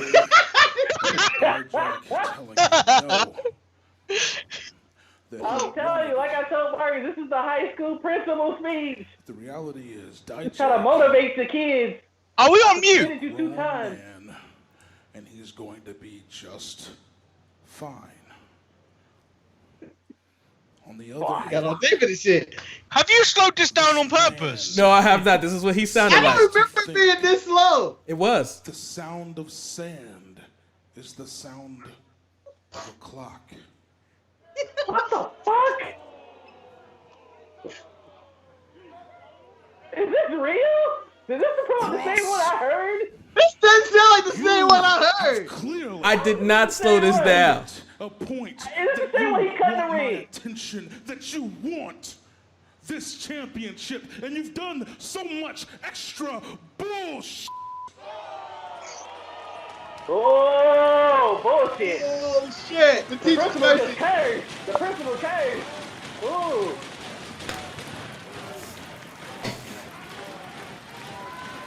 Oh, now the kids are cursing. All of your extra bull means nothing when you can't come to me face to face. So right now, I am in this ring. I'm standing here very clearly doing something that you don't seem to have the balls to do. What's that, Keith? Use big words. He should have said testicular fortitude. It's a man carrying cross. I'm calling you out. Man. And then this motherfucker shows up. My boy. For no good reason. Oh, we gonna watch. Oh. Yes, because to me, this was the best part about it. This is the class clown standing up. Like, yeah, I was just the principal like taking his feet. Is Cameron Grimes. If anyone should be upset, Ratchet. it's me. Because you gave away that North American Championship before I could take them both. But that's Cameron Grimes is a man that eats chicken with his bare hands. That I'm gonna He ain't take using no fork. He ain't using no fork. I'm going straight Right to the moon.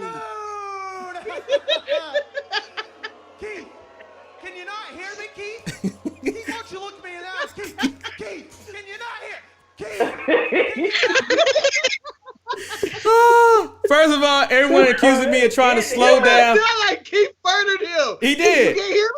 You can't hear me? Motherfucker. I will point out, I did not do any modification. That is what Keith Lee was talking about. You have to also just realize when you were watching it in the moment and he finally said bullshit, it excited you and you forgot how slow he was going.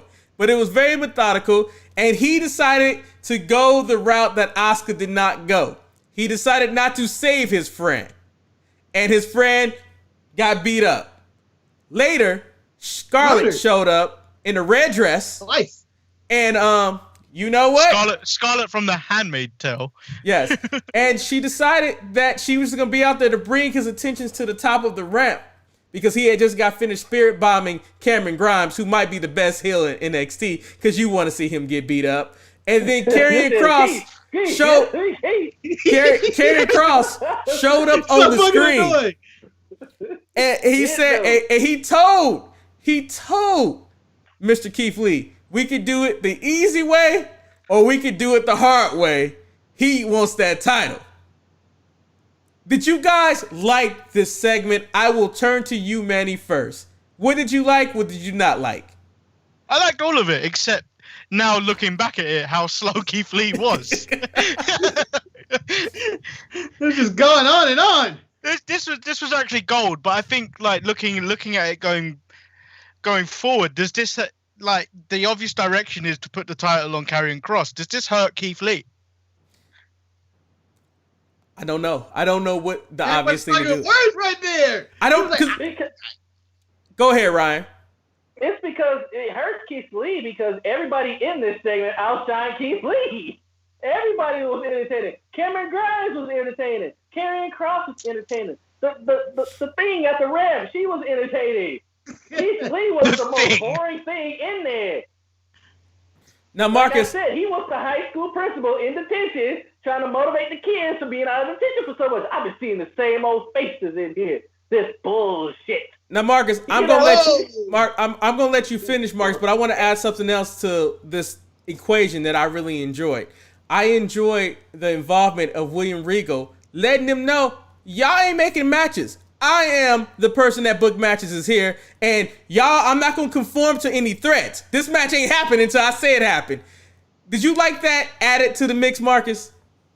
Well, he got to be consistent with this shit because I've seen Cameron Grimes book his own match. Like, I've seen other people book their own match. Hey, but they weren't for the titles.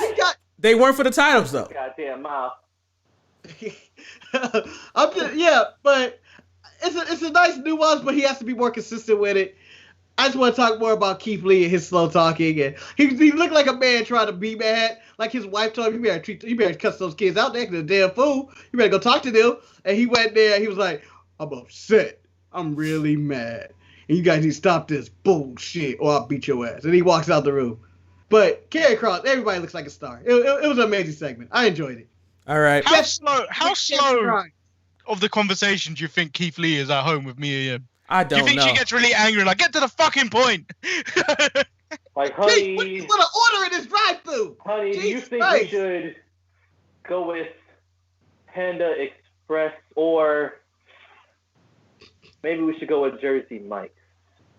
Why would those be your two choices to go in the first place? I don't know. You're a weird motherfucker. That's why. Okay. You're a weird motherfucker. That's the food you eat. That's the food you eat. Well. Speaking of weird motherfuckers, we had the next match. It was Imperium going against Marcus Boy's Everrise. Now, before Marcus, I asked you this question. Everrise didn't do their full entrance. They were there for business going against Imperium. Do you still hate them? Wait, it's still a bad tag team. Wait, who's Everrise? I skipped it. Everrise are the people that goes under the armpit that Marcus cannot. The French guys. No, I want to see them. Ron, they're butt slapping and stuff now too. They didn't do that. You're making stuff up. They came out to the ring. They didn't do it this week. They jobbed to Imperium, which led to the Undisputed Era trying to come back and claim and remind people what the Undisputed Era is there for. Hold on, Eric. Back on Everrise. If they're butt slapping and really playing this up, then they're my new favorite tag team. The only problem with them is that they did the slide under the arm thing once, and that was it.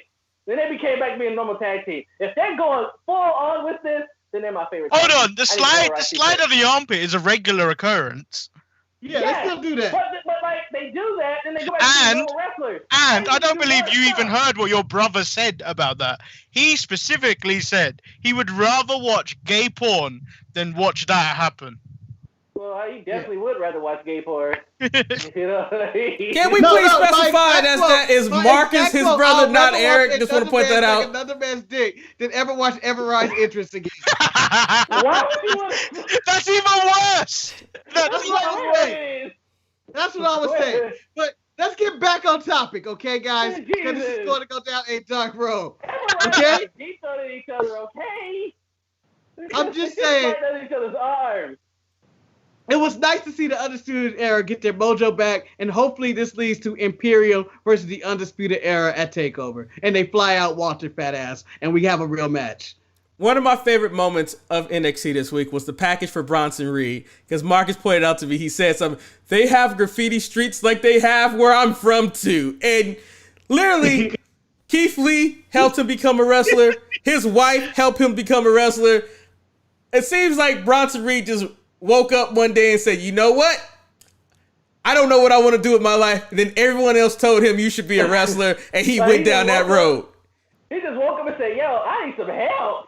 Yeah. Honey, can you give me some money? Damn. No, he woke up one day and somebody said, you need to get a job. And he was like, I guess I'll find something.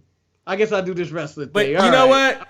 He made his dreams happen, and he said, thick boy dreams can come true. And I agree with this, man. You know, being a thick boy myself. And, you know, a round of applause for Bronson Reed living his boyhood dream. Well, I'm not clapping for this incel, okay? I'm not doing anything for him. Incel? Hey. I'm not a fan of him at all. Ryan, did you know Marcus turned on his boy Swerve Scott last week? Although Swerve Scott beat Jake. It took you long enough. No, but do you know why he turned on Swerve Scott, Ryan? Because, as you know, Swerve Scott defeated Jake Atlas this week, although he was supposed to be in a tag team with Jake Atlas to fight Imperium, but they nixed that idea. But the main reason why Marcus is not supporting Swerve Scott as much as he did before is because last week, just like Bronson Reed had a vignette, Swerve Scott had a vignette, and he was inside of a studio, and it made Marcus go extremely upset that Swerve was in the studio. Oh, is he a rapper? No, he looks like he was an audio engineer. No, he's a rapper. Okay. He looked like he was about to drop a diss track. He thought he was the next Kanye West. Yeah, but here's the thing. This not him in the studio that bugged me. It's that he admitted that he was dancing to the ring. And Eric and everybody's right that he is shucking and jiving to the ring. Marcus, he admitted to have been doing this since high school when he was performing for people. Yes. Yeah, I didn't know that until now. Okay, he's shucking and jiving, and I didn't want that before. If someone told him to dance, he was gonna dance. He beat El Legado. He lost to El Legado. El Gordo del Fantasma. They lost on 205 Live this week. Him and Tony Nese. He's like that stripper that was dancing for Lou Williams, Marcus. He'll dance if they got the bands to make him dance. That's all it is, Marcus. That's all it is. He's just waiting for wigs, all right? Yes, he's a nice tipper. So that's it. Back up off of him. So now I have a question for Manny because they announced this week we're gonna have somebody debuting, and Damian Priest cut a promo because his triple threat match will be Damian Priest versus Oni Lorcan and the debuting Ridge Holland.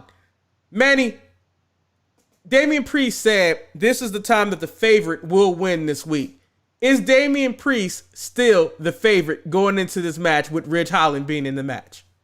I don't know because it seems like they're trying to promote new stars, and if they were going to go the route of promoting Ridge Holland, which is a solid pick, but he's very new, and he's completely new to the American audience, but he put on a solid match in NXT UK against Walter, so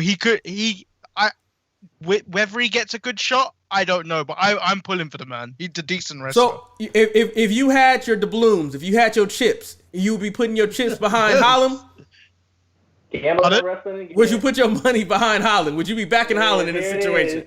I put my money on Ridge. All right. Marcus, does your money go to Ridge, or are you going with Damian Priest?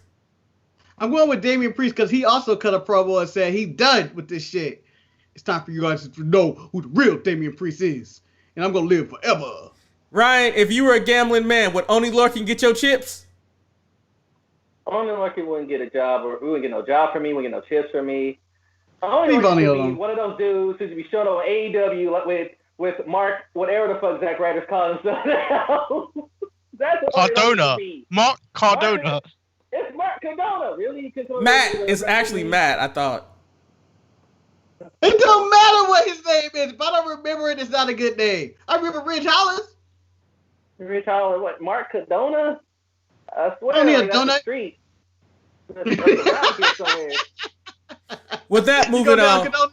Anyway, can I say, I think they chose Ridge Holland from NXT UK because he's the only person that's safe to actually travel right now because everybody else seems to have allegations. No, he's been there for weeks. You wouldn't notice, but he's been the one wearing a flat cap in the crowd.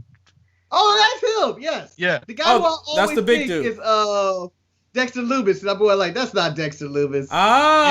So I'm intrigued by this guy. So speaking of Dexter Lumis, he was a part of what I would say could possibly be the best match this week and the most entertaining match because it was 3 different styles coming together to paint a beautiful picture. That was Dexter Lumis going against Finn Balor and Timothy Thatcher. The first thing I want to say, when I was watching this match, Dexter Lumis reminded me of Mankind. The gimmick and everything, if this was before Mankind become happy when he was dark and tormented. Does anyone else get the Mankind vibes from Dexter Lumis? Marcus, I go to you because you've been championing him for a while. Excuse me. I don't know even what that was. But, yeah, I thought Dexter Lumis looked really good in this match. I'm really against the editing spot. So when they do the flip and then they cut and it's a different completely moment and you can tell they reshot it. But other than that, he played his character well and he was the most unique character in there. Although I believe Thatcher is probably the guy I would throw all the money to. And Finn Balor gave everybody that Finn Balor rub and made you watch the match. And it was a perfect finish with the choke at the end and Balor had to release because Thatcher had passed out. But I thought it built great. All the characters, everybody did good in this match. Everybody did great. Manny, I'm happy. Do you agree with Marcus or do you have a different opinion? Well, Marcus didn't even answer your original question, so I'll answer it. What was his question? So I don't get Mankind vibes from him. I get Heidenreich vibes from him. Because like Michael Hall. I like it. Because Loomis does the drawings. Heidenreich had the poems. Also, the potential rape of Michael Cole. It wasn't potential. He did. That rape is pending for Michael Cole now with Lewis. and in every promo that was cut by the other two of his competitors, if you look closely, he was there in the background. Yep. He's always there. Manny, not Manny, Ryan, do you think that there is no comparison that Dexter Lumis might be the first Dexter Lumis that's happening in wrestling right now? Can I pause for a second and say Ryan needs to, why don't he have a bottom lip? Why do we get half his face? I'm over here. You got to sit up or something, man. Oh. Yeah. Oh. All right. Ready.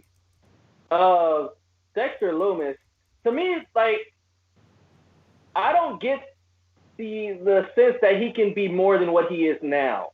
As in, I feel like Dexter Lumis could only be a one-dimensional character, as opposed to Mick Foley and Mankind, who's already he has like 5 characters. There's literally 5 different characters of Mankind and Mick Foley. With Dexter Lumis, I can kind of see him. Off your head, who was your favorite character, Ryan? Who was your favorite? Shit. Dude Love? Is that what you're gonna say? Freaking piece of love to this situation. I still do the leg things in the movie. I do it.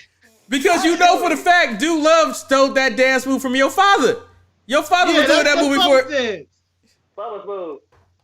But I like the Rock and Sock Connection version of Mankind. That was my favorite Mankind. But I don't see that with Dexter Lumis. I cannot see him. I can see him getting stale. Like, I can see him being the hot thing, the hot guy coming in with the video packages and the spectacle and all that stuff, and everybody getting behind him. Then after you see him, every week, you're gonna be like, this guy really doesn't do anything. So yeah, I'm at a no with Dexter Lumis. So far with the North American Championship, we have Lumis and we have Reed. It could be Priest or Holland next week because I'm pretty sure it won't be Lorcan. Would be disappointed if it was. I'm just. It seems like Lorcan is a good wrestler, okay, and that's all he is. Yes, but he's not Lorcan the guy that you want to put a belt around. High school gym wrestler. He's a good high school gym wrestler. Marcus, okay? Let me be honest. That is not the man I'm paying to see in a stadium. Marcus, the North American title is bigger than Orny Lorcan, and I'm talking about in weight wise. That's a very slim man. I'm just saying. Orny Lorcan was in the AEW, he can wrap that title around him twice. Guy next to Billy Gunn. Eric, I found something lighter than freaking Oni Lorcan. The dude who's in Evil Uno. What's that dude name? Stu Grayson. Guy. We'll talk about him. Stu Grayson. We'll talk about Stu. We're about to. Grayson. Yeah, Stu Grayson to me has the worst looking wrestling. No, he has to pass. Ryan, you don't understand. I can't wait to talk about AEW because there was one man on this show who was a huge champion for the Dark Order. And I'm talking about the original Dark Order, Stu Grayson and Evil Uno. And I can't wait to ask him a question when we get there. He's at the bottom corner. You know who it's going to be. So I know what the question going to be. So with that being said, I thought NXT was a really good show. I thought they told very good stories. And I thought the in-ring work was top notch. Now we need to move on to AEW. I am trying to be a more open-minded person when it comes to AEW, but I will point out they are testing my patience. I've heard many theories that I could enjoy AEW more if I went and paid attention to their social media accounts, like watch AEW Dark, or as many say, watching Being the Elite. So this week, I took it upon myself to go and try to watch AEW Dark. But I found out that show was an hour and 50 minutes, and I was like, I cannot sit through 4 hours of AEW, and I decided not to do it, and I went straight into Dynamite. And that's why you watch it on times 2, Eric. Be done in an hour. And what was I rewarded with? I was rewarded with a 10-man tag to start off AEW between the Inner Circle and Jurassic Express and the Best Friends. And the thing that I wanted to point out, to me, this was like, who could do the best dives? Because almost everybody in this damn match did a dive, and it drove me crazy. And then, on top of that, they started not to follow the rules when they decided that they were going to use the little guy, Marco Stunt, as a weapon, which should have caused an immediate disqualification. Ryan, you are new to this show. You've never talked about AEW on this podcast. Ryan, what did you feel about the opening match? Well, I felt this is trash as shit, Eric. See, this is like, you know when you watch TNA and they say, we're starting off hot, we got a 30-man battle royal. What the fuck is this battle royal even for? Like, that's what when you watch TNA. Same thing with this tag match. This 10-man tag. What is this 10-man tag for? It's for nothing. Just for people to do flips. Bad flips. Like the spot with Marco Stunt, he threw, I think it was Marco Stunt, he threw him out, then they caught him, then they threw Marco Stunt back, and then Marco Stunt got thrown back to him, and next thing he's doing some weird-ass celebration. I'm like, what is this? Who is this for? This is trash. I want nothing to do with this match at all. I want almost nothing to do with everybody in this match at all. Like, this took down the stock. Well, Jericho was in there, right? Yes. Yeah. Yeah, this took down Jericho's stock. This took down everybody's stock who participated in this clusterfuck. I want nothing to do with this. Like, why was this even had? The world. Like, was this teased on Twitter or something? Hey man, no. My 5 can beat your 5, or my 10 can beat your 10. Right. No, this match was made after the previous episode of AEW Dynamite, where the best friends came out to make a save, and the next thing you know, Tony Khan shows up and says, we're going to have this 10-man tag next week. Oh, hold on. He never shows up. Well, he never shows up. His ordinances, his executive decisions show up, and he makes matches. Manny, I turn to you. What annoyed me so much about this match is not just the dives, but the wrestlers. Hold on.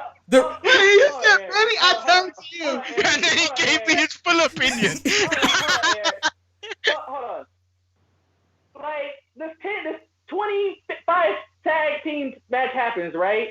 Yes. And it immediately breaks down. Why the hell are there even rules here? Why are there even a tag rule? But even then, somehow there's order gained. They all go back to the tag rules after being in the ring for like 10 minutes, doing all these jumpy shit, and they all regather themselves to try to have a real match. Then it breaks down again a bit. Right. Why even have... Right. Just let me steer the ship because I have so much hate. I have a question for each person. I'm going to Manny with the question. Manny, because the reason why I give my opinion when I ask the question, because I'm trying to see if I'm wrong in this situation. So Manny, what annoys me so much about this dive spot is everybody lingering around and waiting for them to jump on them. Like, no fluidity to the match. Am I nitpicking, or is that annoying to you also? It's annoying, but like, it happens in every company. Like, when you watch those types of matches in WWE, and they're not diving all the time, but like someone will climb to the top rope, and then you see all of them clamoring together to catch the guy. So that's always happened. But the problem I had with this was the fact that later on in the night, you're being advertised a tornado tag with no disqualifications, which is exactly what we got at the beginning of the thing. When you've got Aubrey Edwards trying to enforce rules and no one's listening to her. I got some things. I got some things to say about the tornado tag because JR said some things that made me annoyed. But the thing to rebuke what you just said, Manny.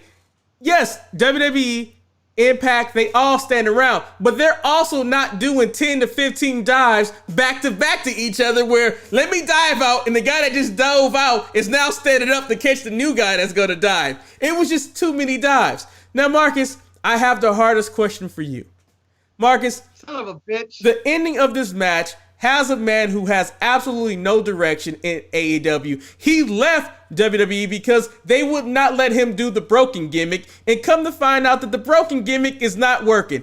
At one point, we thought Matt Hardy was trying to provide tutelage to the Private Party, but it seems like he's getting himself back involved with the Inner Circle because he shoves Sammy Guevara, and it causes the match to end with the Inner Circle losing. The stepfather who they said you can't come see your kid at his graduation, but he showed up anyway. Yeah. He looked all bitter because he ain't with the rest of the family in that picture. So Marcus, Matt Hardy's involvement, was it necessary, or did they have to figure out how to end this match with some type of protection? I don't even know what they're protecting in this. None of this made sense. Were they protecting the person that wanted to rape Sasha Banks and said it 4 years ago? Just let him take the pin. Matt Hardy getting involved in that. I guess he's forgone to being the white savior of the Private Party to just interfering in a match in which the good guys already outnumbered the bad guys. It was like 8 different good guys that weren't in the match that got involved in the match. Whether it's Marco Stunt, Matt Hardy, or Taz on commentary. It doesn't matter. It was just too many people out there. You're supposed to put heat on their heels. If anybody's going to cheat, it's the bad guys. The good guys were cheating. Bodies was everywhere. It just seemed like it was a clusterfuck. And it reminded me of that song of Tonto, Jump On It, Jump On It. Like everybody, jump on it. Because everybody was just jumping on people. And nothing made sense. Just like that goddamn song. With that being said, perfect sense. Okay. I feel like everyone wants to talk about. Everybody wants to talk about Vince McMahon not knowing what the hell he's talking about, not knowing what he's doing. But first of all, Vince McMahon made money during the pandemic. Whether he did it good or bad, he made money. Second, he also told Matt Hardy the broken gimmick is trash. We have no place for this. Matt thought it was $1 million. Went to AEW. Guess what? AEW thinks it's trash also. It's trash. Move on, man. It's not that it's trash. It's the audience is not there to kind of make it. Audience. Like AEW is all about their audience. Trash. It's like Orange Cassidy. They have nothing with the audience. So after this match, Jon Moxley decides to cut a promo because now he doesn't have a 74-year-old writing a 2-page script for him to talk. So he decides to say he tries to stay out of other people's business. However, he couldn't let Darby Allin get jumped. He doesn't start fights, he finishes them. So he didn't have 2 pages, he had possibly 1 paragraph. Marcus, was this an acceptable promo for Jon Moxley on your behalf, who he charges his wife $3 to bring him a drink from the refrigerator? Hey man, gotta make that money, man. It's better than that or her getting the OnlyFans. One or the other. Shit. One or the other. So I was okay with it. This promo was just there. I didn't care. And what Marcus doesn't have much to say. Manny, do you have anything to say? No, I had. What do you want me to say about a promo right here? I completely forgot this promo even happened. Ryan, I turn to you because you like a minute or 20-second promo. Ryan, you seem like you're a man that has AEW hate in your heart. I can sense it that the hate is strong with you. What did you feel about this promo? I thought it was kind of useless. It was one of those promos to remind you that Jon Moxley's on the show, I guess. I mean, he didn't really say nothing. I don't start fights, I finish them. I'm like, what? You're not adding anything to the storyline or your character. But I'm pretty sure they had 30 seconds to fill. They were, hey, Mox, say something. We got this Burger King ad at the bottom of our screen. So you got to say something so people can scan it so they can get some free tacos. So that is in the commercial breaks, not in promos. So now we get into now we're getting to the very controversial point of the show. This is where we get to the point where I'm happy because it seems like anybody who fights Cody Rhodes for the TNT Championship gets a contract shortly thereafter. The Mad King, Eddie Kingston is now all elite. He was signed. Ricky Starks was also signed after he fought Cody Rhodes. Unfortunately, the indie darling known as Warhorse got a match against Cody Rhodes for the TNT Championship, and quite frankly, I wanted nothing to do with Warhorse. I rather saw Tatanka get into the ring than see Warhorse fight in this situation. I hated Warhorse. I don't understand how he's an indie darling, and I feel this was a huge drop-off from Eddie Kingston. The only thing I can say that I liked about this match, and which I almost bought, was that M. Bison Cody Rhodes shirt. That was a fire shirt, and I really liked that shirt. Manny, do you want them to make Warhorse all elite, or can we just let this one go to the wayside? Okay, first of all, how many people knew of this man before he was announced? Because I have never heard of this guy in my life. And the fact that he came out looking like a fake Ultimate Warrior, and then, as we alluded to on the Untitled Manny and Marcus show, he looked like the guy from Street Fighter, T-Hawk. Yeah, like T-Hawk's baby. Like T-Hawk shit him out. If they sign him, he's not. They're gonna release him. He's gonna sit next to Sonny Kiss and one of the guns in the crowd if they sign him. This is the most useless person they've ever brought in.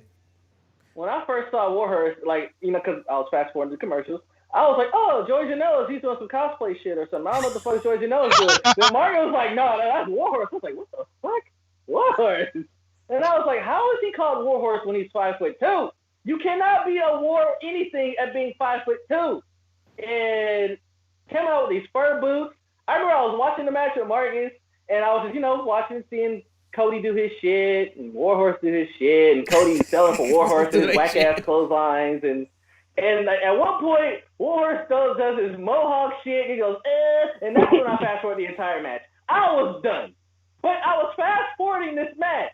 As I'm fast-forwarding this match, I think it's going to end in like 2 seconds. This thing went for like 30 minutes. I mean, Warhorse pushed Cody to the limit. He did. And Cody always goes to the limit. That's the problem with this match. And the match has a 20-minute limit, but arguably, and this is hard for me to say this was probably the best match of the whole entire AEW night. It was the only match that wasn't really convoluted during the match. It was a match. They got into there. They wrestled. Wes asked the question, who would win, Warhorse or Shorty G? My money is behind Shorty G if I was a betting man. I'm picking Shorty G. Shorty G killed him. Shorty G's an Olympian. Shorty G is an Olympian. He would kill him. But Manny, Shorty G looks lame, but he'll beat your ass if he has to. I know you're looking at the chat, but I have to turn to you because you are one of the persons who watched Being the Elite, so this makes sense to you what happened shortly thereafter. Because all this match was you want to talk about the horse, Marcus? No. Okay. Because I'll let you talk about this, Marcus, because I know what you want to talk about more. So the Dark Order comes out to the ring to attack Cody. At that point, Matt Cardona, a.k.a. Zack Ryder, makes the save. Is it Matt Cardona or is it Mark Cardona? Matt Cardona. Matt. So, Manny. Or, a.k.a. my neighbor who said, I'm here, I'm Matt Cardona, I got your mail by accident. So, Manny, you know why the Dark Order decided to be Matt Hardy and put their business into Matt Hardy's title reign. Could you explain to the listeners, because I did not know. So, Brody Lee was chewing out the Dark Order in what looked like a restaurant, which Griff Garrison was working the bar. just for you, Eric.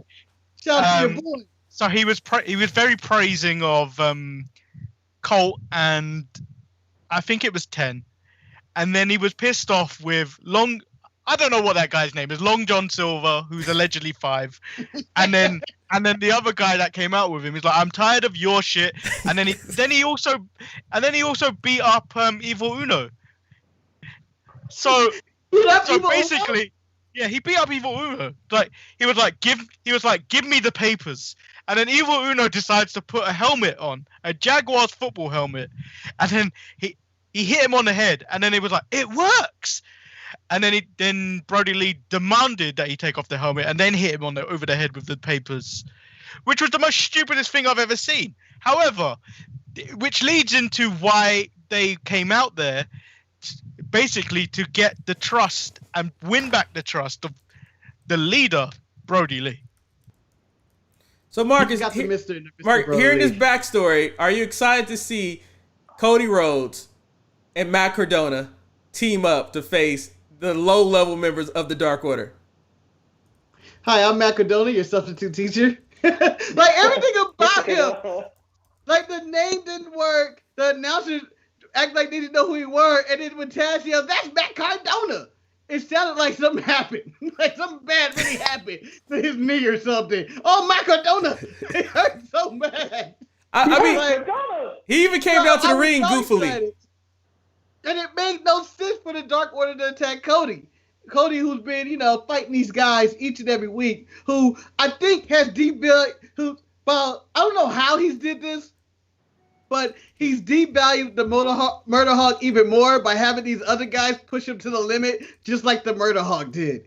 This is ridiculous. The whole thing's a sham, and Matt Cardona and Cody teaming against the Dark Order does not excite me unless Matt Cardona changes his name and joins the Dark Order. That's it. Ryan, I'll let you close this out. What about you? You happy that Zack Ryder got a job? No, I'm not happy. They're doing the same thing. I'm pretty sure you guys have already talked about this. Like, they're doing the same thing that TNA did.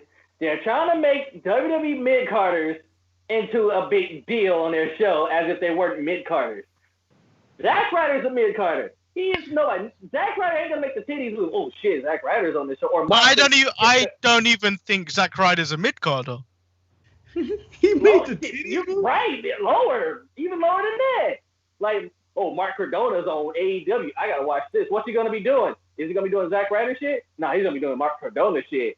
So the same old shit he was doing before he got fired? Yeah. Oh, yeah. Okay. He having a conversation with himself right now. I'm gonna skip some Mark Cardona. I'm tired of this. Just like them bringing in Cameron. Just like them. Right, wait, we're not there yet. We're not there yet. Don't jump the gun, man. Who the fuck is next, Eric? Is No Way Jose next? Is No Way Jose next? He's gonna come down there. There's nobody in this Congo line. I think I would be more excited if No Way Jose was there because the greatest thing is that Matt Cardona does a podcast with Kurt Hawkins. And Kurt Hawkins about fucking toys. Yeah, and it's Kurt Hawkins toys. And he went to Impact Wrestling. So, you know what? I guess Matt wanted to be with his boy Cody. I can't knock the man hustle. Something I could knock is that the Inner Circle was furious about the shenanigans that took place, and they have now drawn a line in the sand when it comes to dealing with Orange Cassidy and Matt Hardy. So goddamn confusing. So, Inner Circle, Dark Order, Nightmare Collective. Nightmare Collective don't exist anymore. So even though Chris Jericho defeated Orange Cassidy, for whatever reason in the world, we're gonna have a match on August 7th. Wait, no. Yeah, maybe August 7th or August 12th, I think. August 12th, where Chris Jericho and Orange Cassidy will have a rematch. But on August 7th, which is this Wednesday, we're going to get the $7,000 debate between Orange Cassidy and Chris Jericho. Quite frankly, if you want to tell me I need to not tune into something, this is doing it. Marcus, can you defend this segment? Well, when they announced it and Jericho's still wearing this jacket, it's just not selling it for me. And then this debate, I don't know why they're in the political aspects of everything. No one is doing debates right now due to the coronavirus if they're not aware of that.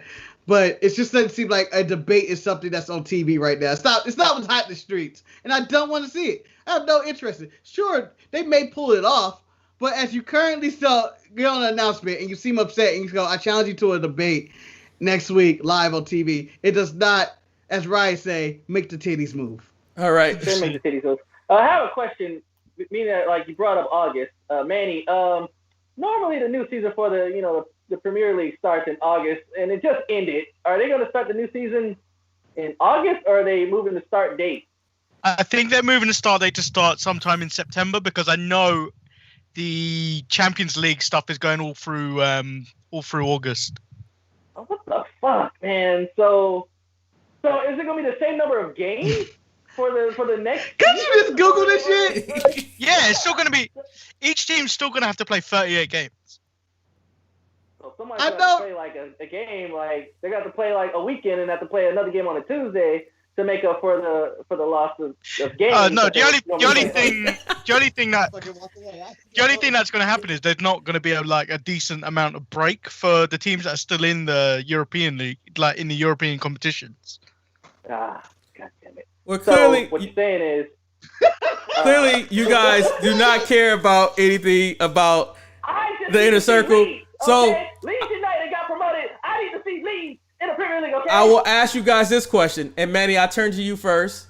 August 12th will be Tag Team Appreciation Day because the negotiations that we saw with FTR, who brought in Arn Anderson, and then Adam Page showed up to celebrate, they were agreed to have a Tag Team Appreciation Day. Why? Why, Manny? Why? So also on Being the Elite, Adam Page, they asked out FTR for a drink after the show. So that was just another Easter egg that to go on with that, why he came in for a drink with them. But the other things in the contract is what really made me feel like, what the hell is going on here? So the tag rope now only applies to FTR matches. And there is now a definite 10 count for tag team moves in tag team matches. And then the tag team appreciation night is going to be really stupid on August 12th. It's going to be past Don't stupid. they only have like 2 tag teams? No, they have, got they had 20. Well, don't they only But have what like are we 2 tag teams doing? anybody care about? No, this is what they're gonna do with this. This is what they're gonna do with the tag team appreciation night. And I don't know. I have no inside sources. I don't know. They're gonna dig up all these old tag teams. They're gonna bring in Animal. They're gonna bring in the Rock and Roll Express. They're gonna bring in the Midnight Express. I'm just writing out names. They're just gonna bring in all these old hat tag teams. They're gonna bring in Matt Hardy without Jeff. They're gonna have all these old tag teams. They're gonna bring in Animal without Hawk. Like so. Maybe they'll team Animal with Tatanka. I don't know. Marcus, I think you're right. I think you were just going to see the reoccurrence of the Rock and Roll Express. They're going to bring in all these old beat-up tag teams, and they're going to have a segment, and they're going to talk about how great tag team wrestling is, when I can give a damn. I mean, I enjoy some tag team wrestling when it's on, but I don't need tag team appreciation night. But the fact about this contract, now that they're with Arn and Adam Page, and they're planning on, I guess, this 4 horsemen kind of deal with these guys, I just don't care enough. Well, let's continue. Let's keep the care going. Because and by the way, I forgot. I was gonna make my main point why this is upset at me. That AEW knows what pisses me off in their show. That they ain't following rules. They know their issues. MJF brings it up. They bring it up in this contract signing that the whole show is a bunch of spot monkey tag matches and dives. But yet they still want to throw it in my face. And this is why they're gonna die.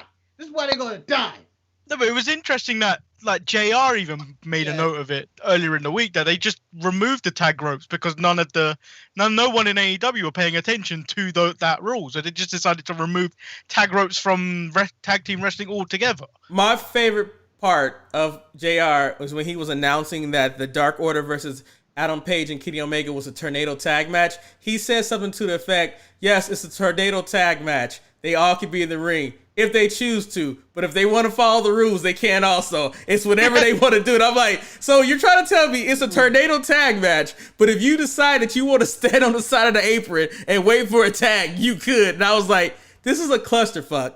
Then we get to the match. I felt like you have Kenny Omega making a full-out entrance. He's going through the poses and stuff, but he doesn't realize his partner is already in the ring, giving the business to the Dark Order. Then the match had no energy whatsoever. They were going through the motions.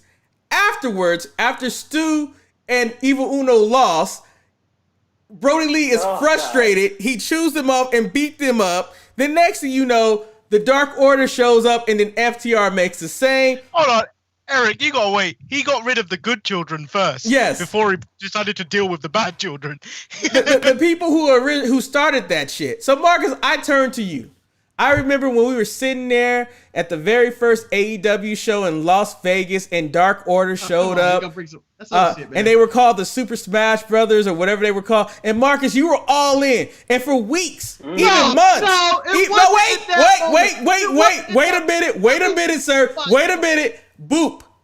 You were sitting there trying to say, oh man, I think that the Dark Order is gonna be something special. I'm really down with the how he makes a throne with all his minions and things like that. Marcus, we have been a year in. Do you still support Evil Uno and Stu Grayson? No, the whole thing's falling apart from where it originally was. That they were doing the recruitment. They recruited that fat man. No words from him. They beat him up in that alley. It had potential. They had places to go, but then it fell apart when they decided to beat up the entire AEW roster. Then they brought in Vince McMahon, aka Brody Lee, to take over. Evil Uno went missing for months. Then they come back, and now they're just goons and children. And it's not going to work. I think Stu Grayson, your boy, and Evil Uno, if they were to drop this gimmick and leave the Dark Order and try to find something with their tag team, they would be in a better position. But right now, they seem lost. I know I can't make money with Stu Grayson either, but they had some solid combination tag moves in this match that I did like. They are a solid tag team. Should I build my company around them? Hell no. Manny. But they are a Lucha House Party. Manny, they are a Lucha House I'm coming to you because I think that's disrespect to the Lucha House Party. Do you that think is disrespect to the Lucha House Party? Do you think that if AEW would have made a decision instead of going with Brody Lee as the leader of the Dark Order and went with everybody thought it would be Matt Hardy, they could have saved 2 careers in this process, Matt Hardy's and the Evil Uno and Stu Grayson? I don't think so, Like, I think I honestly don't think so. I think like the way they've booked Brody Lee, they would have booked Matt Hardy the exact same, and like, and they don't. I don't know. They're trying to do storylines and they don't know how to do it. So, Manny, I disagree with you in this situation because I think the difference between booking Matt and Brody is that Matt can be crazy. He can become a different being of Damascus and all that good stuff. When they saw Brody Lee, it was like, we don't know what you can really do. So why don't you just be Vince McMahon? I don't think we would have got the Vince McMahon eating steak stuff. It was his idea.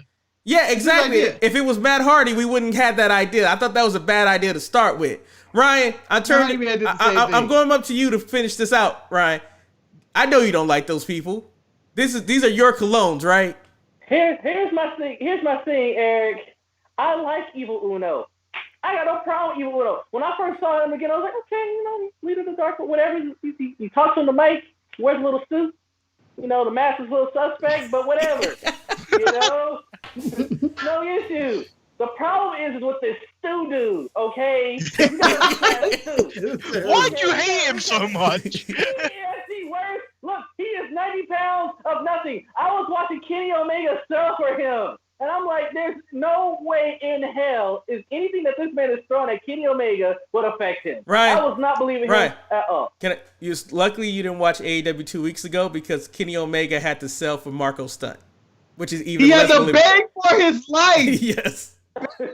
For his life. He was doing this to Marco Stunt. Please stop hitting me, Marco. Please stop hitting me. And my number one problem with this is the inconsistency in them saying we got storylines. The only person that seems like they try to stay online with their story and character is kind of Cody, but even he goes off the rails. Kenny Omega, after a match, beat the garbage out of Marco Stunt. There is no follow-up on why he did that. He beat up Marco Stunt. He's no teasing Kenny's going to the dark side anymore. He just had a match this week. And then the Revival makes the same save. I'm sorry, FTR makes the same save they made last week by hitting somebody with a water cooler again. I am so sick of that. And the Young Bucks came in. I'm sick of this buddy-buddy relationship shit. They need to be fighting to the death. And everybody's fucking around on this show. They're just fucking around. Ryan, did you finish your point about your hate for Stu Grayson? Oh, just like, Evil Uno, he can be shot. Just give him someone who's bigger than 5'3" and weighs more than 90 pounds. I will respect that team, and I'll respect that group way more. Stu Grayson, nothing he does looks effective. Nothing he does looks effective. I've seen Marco Stunt.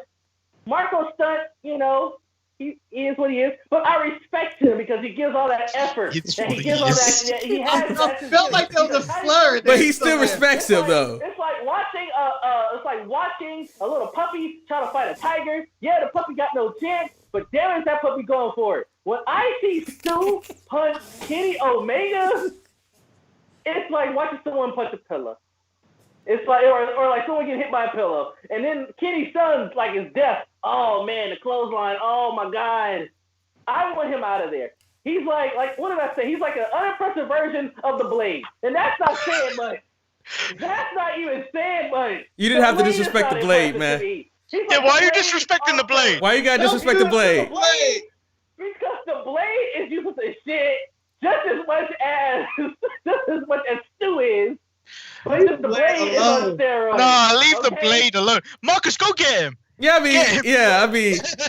So speaking of, it looks like a devolved version of the Blade. Speaking of somebody, can we make fun of Brandon Cutler more than the Blade? All right. Speaking of somebody going to get somebody. What I'm saying is that Stu is Machop and the Blade is Machoke. Okay, it is not. You gotta get rid of him. Get rid of him. Get somebody else who you can roll with. Okay, you can do little cute tag team moves, whatever. Just get someone else you can roll with. All right, Ryan makes that an emphatic. He makes that emphatic plea to Evil Uno to find a new partner. I would just say we don't need no more tag teams in AEW. Britt Baker said that she's gonna find somebody to beat up. She's gonna find somebody to beat Big Swole's ass. Then we had a match that it was Sheeta versus Diamante. Diamante stands for. Is this after the Nyla Rose? No, Ryan. Ryan, I'm getting there. Just get. So Diamante stands for Cuban Diamond, and she's a Cuban Diamond because it's been a 10-year grind. Sheeta made short work of her.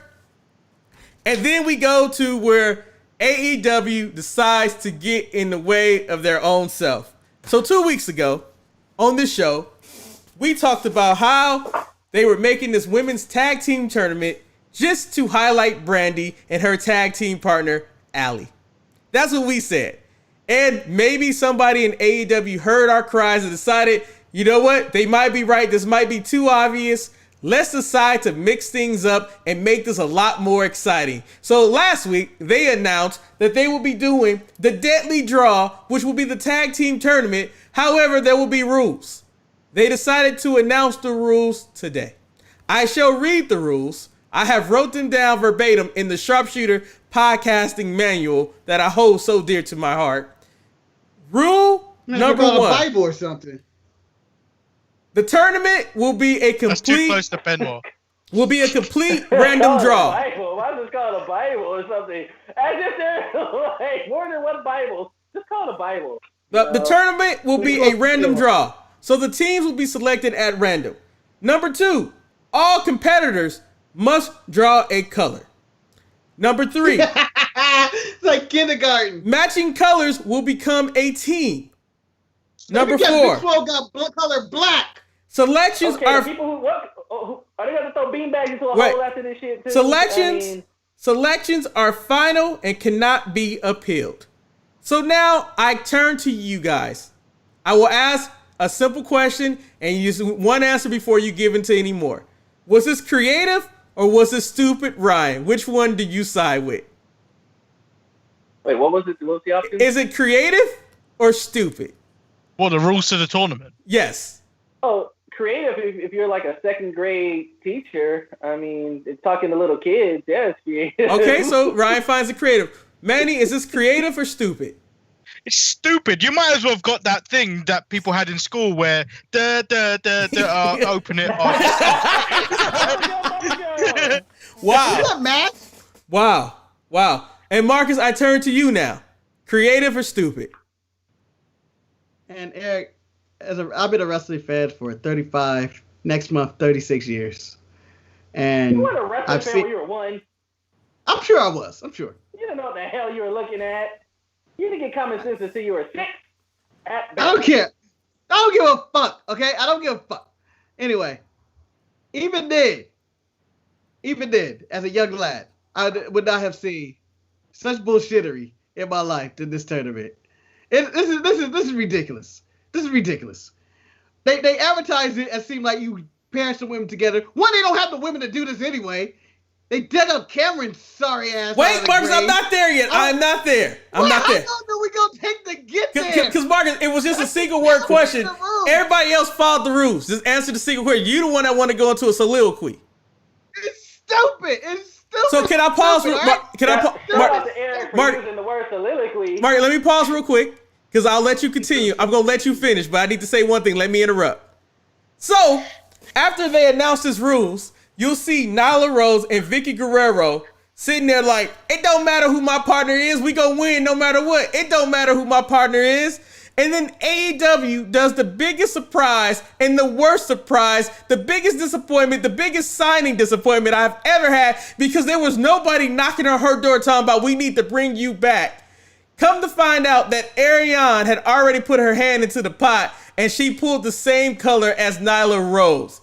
What the hell were they trying to accomplish with Ariane showing back up, Marcus? Now go ahead with your rant. Well, as a black man in America, it's always happy to see one of our black sisters get work. Okay, I don't know how she got the job. Smith. I don't know how she got the job, but I'm happy for her. With that being said, under no circumstances should AEW have brought this bitch back in. And I'm saying that with all due respect. This whole segment was 10 seconds of me going like, this company's gonna fail. That was it. That was the line. Like, that was the end. Like, you know how the Fonz jumped over that shark and ended the happy days and it was miserable days after that?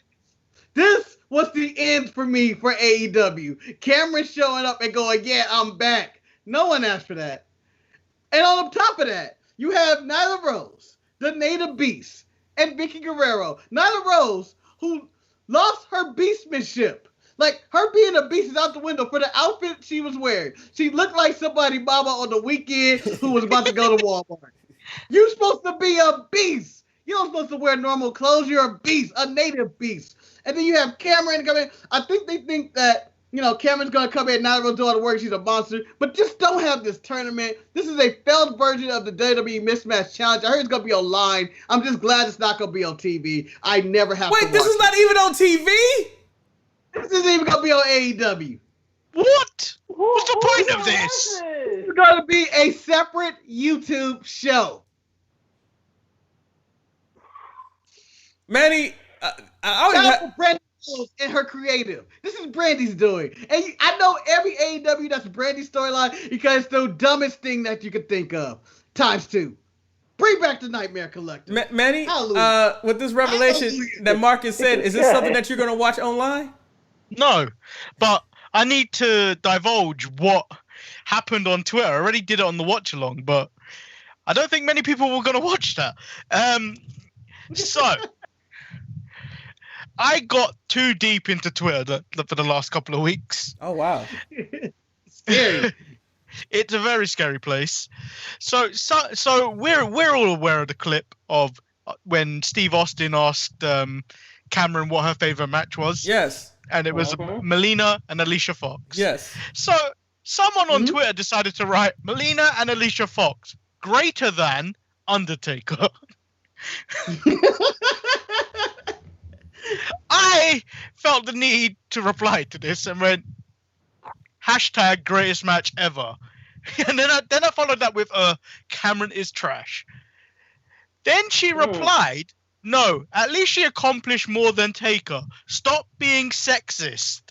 This is the scary part of Twitter. And then I had to retort with, calling someone trash is not sexist. You realize that, right? If not, the education system has really failed you. Oh, my God. Betty, you really went down there. You're attacking education. He attacked America. I just sound like saying that. USA. So it's a scary place where Manny's at on Twitter where he's advertising these shows. But no, and then he ends up in these weird discussions of people falling in love that think they have a relationship with Baron Corbin. It's the strangest. It's the strange where I am right now. You'd think I'm in the dark web. I'm just curious. So this person really felt that Ariane had a better career than Undertaker? Yes. And Manny's a sexist for not believing so. Ryan, do you have anything to say about Ariane in the tag team tournament that's apparently available online that no one will watch? You know, back with what happened with Manny's interaction, I respect that person's opinion, even as stupid as it is. I quite like it. The fact that it got under his skin to the point where he had to reply to that shit. I like it. I would say something like that to somebody like Manny just to piss them off, just to get that rise out of them, just so I can be mentioned on this very show. Now, that being said, again, this goes back to the shit with Mark, Matt, even Cordona, whatever the fuck his name is. Stop hiring shitty WWE people that nobody really cares about anymore and treating them like they're big deals on your show. No one wants to see Cameron, just like no one wants to see Zack Ryder, even though people like to pretend like they do. Like they don't. They don't. Like there was at one point Zack Ryder was cool. 2012 was fun. But like last year when people say, hey man, You know what I need right now? I need a Zack Ryder match, yo. No. Forget AJ Styles. Forget Apollo Crews. Forget Kofi Kingston. Forget Brock Lesnar. Forget Seth Rollins. I need Zack Ryder on TV. He needs match time. No, can I say something? You mentioned Apollo Crews with Brock Lesnar and all those big names. That's quite. I did right. I did. Woo woo woo. You know it. Oh. Can I jump in and say something about dark web and comments and people fake love and all that?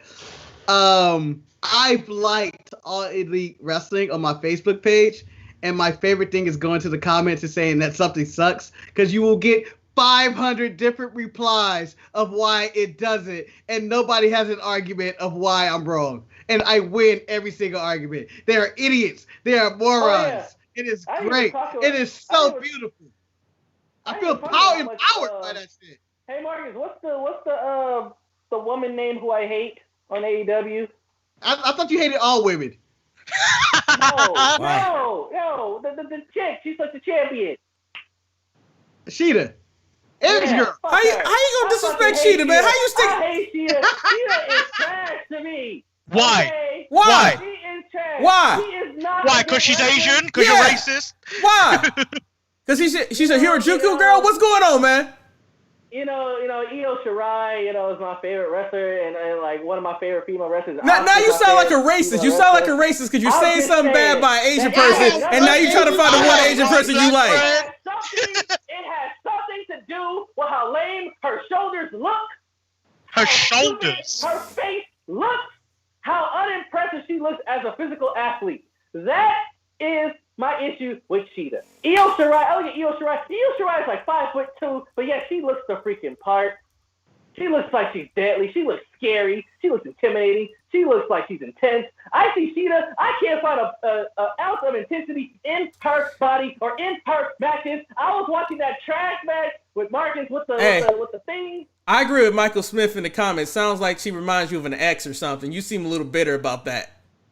You remind me of a girl that I want to. You think Sheeta? You think you too? You believe all the things she put me through. This is why I just cannot think of you.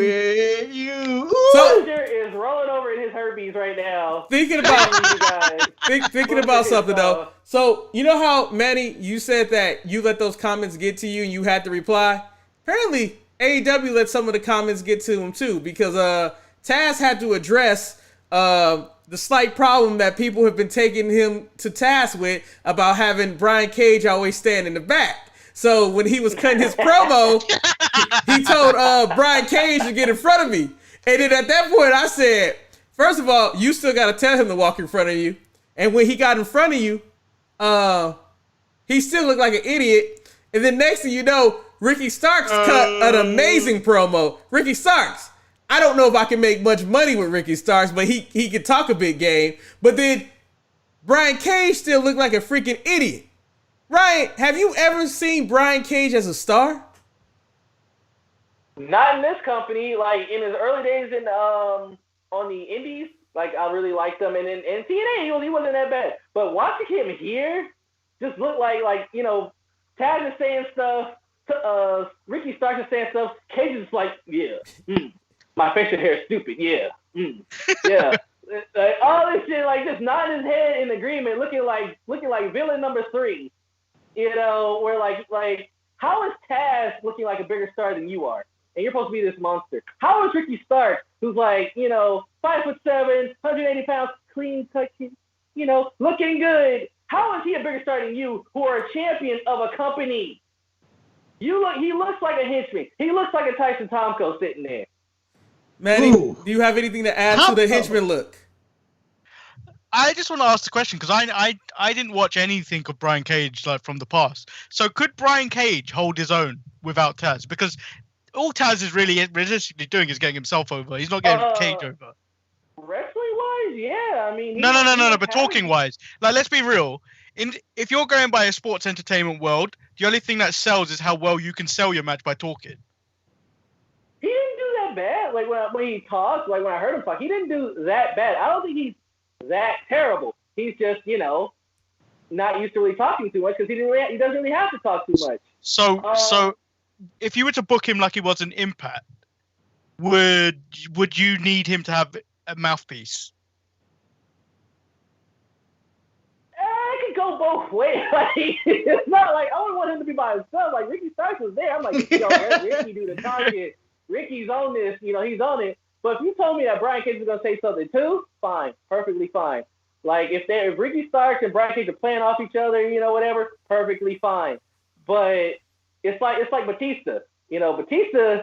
Like I can see Brian Cage coming to his own later on, like just a little bit more with Batista. It took Batista years to be half decent on the mic. All right, I'm going to stop you right there. Marcus, you look like you have a lot to say in your heart. I know you're not used to having somebody out-talk you on this show, but it's happening right now. Dude talks forever. I didn't realize how much he talked. I forgot. Damn. I live with this nigga. I'm just You are folly. You are absolute folly. Oh. Brian Cage, promo-wise, I would compare him to a Ryback or a Braun Strowman, in which you can say some things, like one or two things, and you hit your catchphrase, and people are happy. Like, how they're thinking, like, feed me more. You say, like, one or two things, and then you say, feed me more, you say your catchphrase, and you out. And it'd be fine. I think the booking of Brian Cage is the biggest crime in the history of wrestling. Other than the robbery that happened in TNA. Whatever they were doing down there in the Dixie Carter, they took her money. I'm settled with that. I settled. Bigger than the Montreal screw job. I have never seen a wrestler become a bigger joke in the short span of time he's been there. And they signed him, and he was injured. He came up to show the injury. So what? He came with the injury. I don't understand why they're playing like this tricep injury is life or death. He is an absolute joke. You put him in an armbar, it's over. When he got into this tag match, he has all these flashy muscles, and he's going to do a double suplex. And Jon Moxley is able to counter those double suplexes. He can't get out of armbars Darby Allin is punching him, and he's selling for Darby Allin. And Darby Allin is smaller than Marco Stunt, I believe. And in the 3 weeks, I've never seen Brian Cage. That's accurate. Yeah, I don't think that's accurate. I know. Fake news. It don't matter. You believed it for 10 seconds. For 10 seconds when you paused, it was like, I think he's full of shit. But, and then Taz goes in there, who's getting all butthurt about what people are saying about him and how he delivered his promos and how he need to pull him in front and said, let me see you, my child. And he ain't doing him no favors when he's on commentary in the match because MJF cuts the promo of the week or whatever, and you hear Taz going, hell yeah, you do need to be champion. And then he has to think about it. I mean, except for Brian Cage, the love of my life. Brian Cage is an afterthought, and they have ruined him just like they ruined the Murder Hog, just like they ruined everybody they have ever touched. And this whole episode of AEW is the reason why this company is going to hell. That they don't have anybody to tell them, this isn't working, you need to book something smarter. They have nobody back there saying, this is all wrong. This is all wrong. Fuck Brian Cage. It's a shame that, I like Brian Cage. Like, I really think he could do some things if they gave him a chance. Like, it's a shame that they protected Wardlow better than Brian Cage, and they brought in Brian Cage as a big star. Oh, this is our big signing. We're gonna give him all this money. He's coming from TNA. He's a champion. He did. But they haven't protected for shit. The biggest mistake that I felt that AEW made, and we're gonna get to the only good thing they did this week soon. Can I jump in real quick? One more thing about Brian Cage. No, because I'm making a point right now. Wait. Impact protected Brian Cage better than AEW, and Tessa Blanchard beat the shit out of him. Damn. For the belt. I'm just saying. I'm glad I let you interrupt for that. He came up strong after that. That was profound, Marcus. But what I was going to say is this is the overall problem with AEW. You had a promo earlier where Mox talked about that he wasn't going to let Darby Allin get beat up. Next thing you know, they have this tag match where Mox and Allin wins, but then the announcer makes the announcement, next week for the AEW Championship, it will be Moxley versus Darby Allin. And then they're having a stare off, but technically neither performer should know that this match is taking place. And I'm just like, what? Like, someone told them, hey, word got around quick. Like, it was like, hey, man, hey, you know you fighting him next week? Michael Smith, we don't know what happened to Jeff Cobb. He was a one and done. I think he went back to Ring of Honor. Yeah, it was like one and done. Technically, Zack Ryder is only on a 5 appearance contract with him as well. Well, because as he should be. He should be, man. You can't invest more than that. So, with that being said, something positive did happen on AEW, and that was this. Thank you. Oh, it's not Keith Lee, thank God. I would like to thank Mr. Tony Khan for giving me the opportunity to speak to you Mark's people. I meant people. Now, let's be honest with ourselves. We all know wrestling fans aren't all that bright. Oh, you playing the full thing. But fortunately for you, I've been given an exorbitant amount of time here tonight to force feed you all with knowledge like a 5-year-old being fed mac and cheese. Take a break, guys. Okay, honey, I'll read off the sheet. Can you just do the world a favor? Give me a little smile, huh? What do I gotta hear about so you? much prettier when you do that, honey. Thank you so much. Okay, speech time. Please. What's he doing? I love you too. Before I start this speech, I would like to implore you, our AEW fans, who we are so grateful for, please use the following hashtags. Hashtag MJF 2020 and hashtag Not My Champion. You'll find out why in a moment's time, so please bear with me. Thank you. It sounds like you on this show, Eric, making us wait. Right now, I'm sure you people are shocked to see me here on Dynamite 2 weeks in a row. Yeah, not on the sidelines, with the bench warmers. You're doing great, by the way, guys. Proud of you. Now I'm sure you're asking yourself, huh? They're doing a good job. MJF, that's a really good point. Why does that always happen to you? I'll tell you. I mean, he makes all my points. The reason I'm spotlighted 2 weeks in a row is because a certain individual is afraid of being upstaged. He's a bad person. 2 weeks in a row. And I'm not. This sounds like something that would happen before your show gets canceled. It is time for a change in leadership around here. This promo could have been done. He could have used this promo for John Cena. I remember when this company first started, I saw men calling for change. He used his own words against everybody else. Called for a paradigm shift. He said he wanted out with the old and in with the new. Well, I don't know about you people, but a guy on top of the card who gets to do whatever he wants, say whatever he wants, and wrestle whoever he wants, simply because he came from the place of Titans. I didn't know if he was talking about Cody or John right there. I was confused. Old hat, brother. Oh! This quickly went from being a revolution and has unfortunately turned into a dictatorship, and that is why John Moxley is not my champion. Well, if I was in the crowd. Now hold on, people. Anybody. I cannot tell a lie. Absolutely. I will not stand here and pretend that John Moxley isn't one of the greatest wrestlers our great sport has ever seen. He's not. However, I feel it's high time that we as a society have an honest discussion about all the negative side effects that have occurred ever since the Moxley reign has started. Exactly. I said not to let it happen. Wrestling. He sounds better than any of our presidential candidates right now. Because he's running.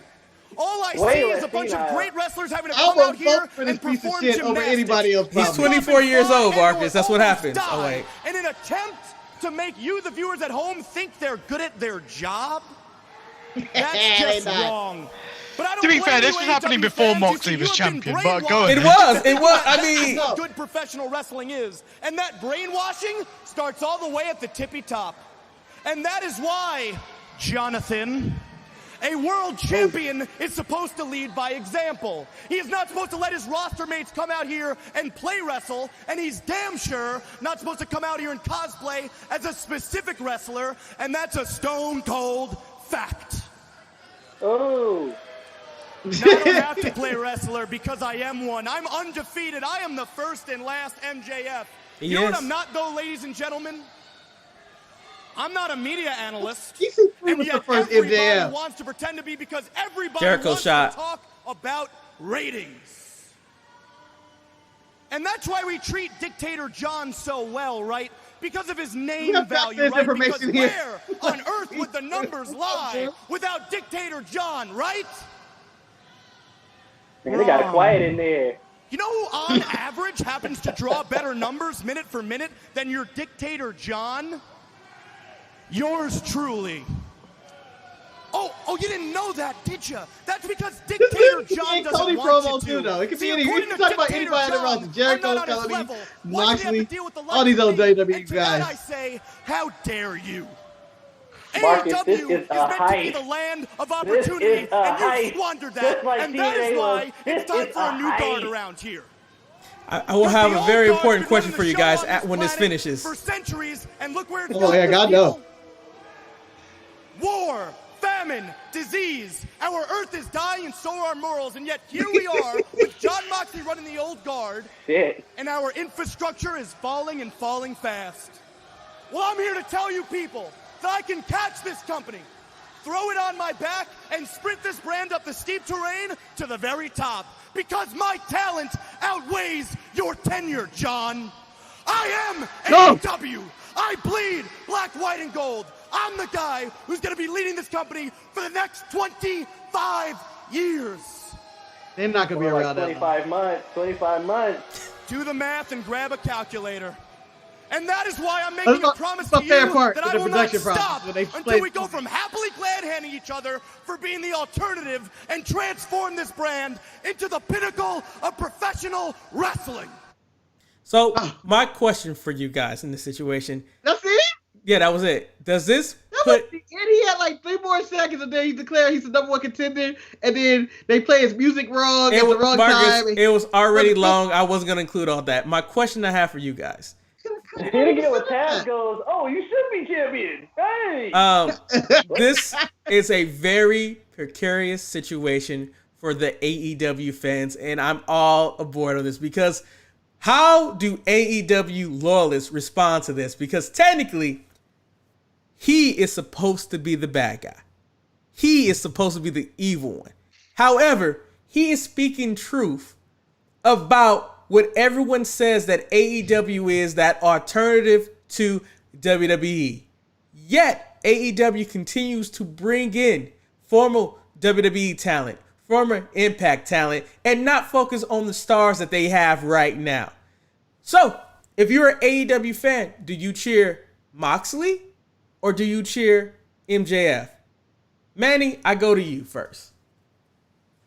Well, I cheer for MJF because he's calling out the people we don't like. Fuck Chad.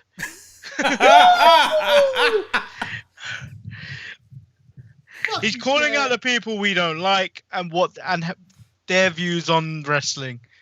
His view is what we harp on about. Why certain things of AEW bother us is what they were supposed to be different, but what they're doing is becoming the product they didn't want to be, which is basically a WWE, a light version of WWE. So, do you think? I'm going to turn to you, Ryan. Do you think this was intentionally bad booking so they could have this whole come to Jesus moment that we don't want to be WWE light and we really are AEW?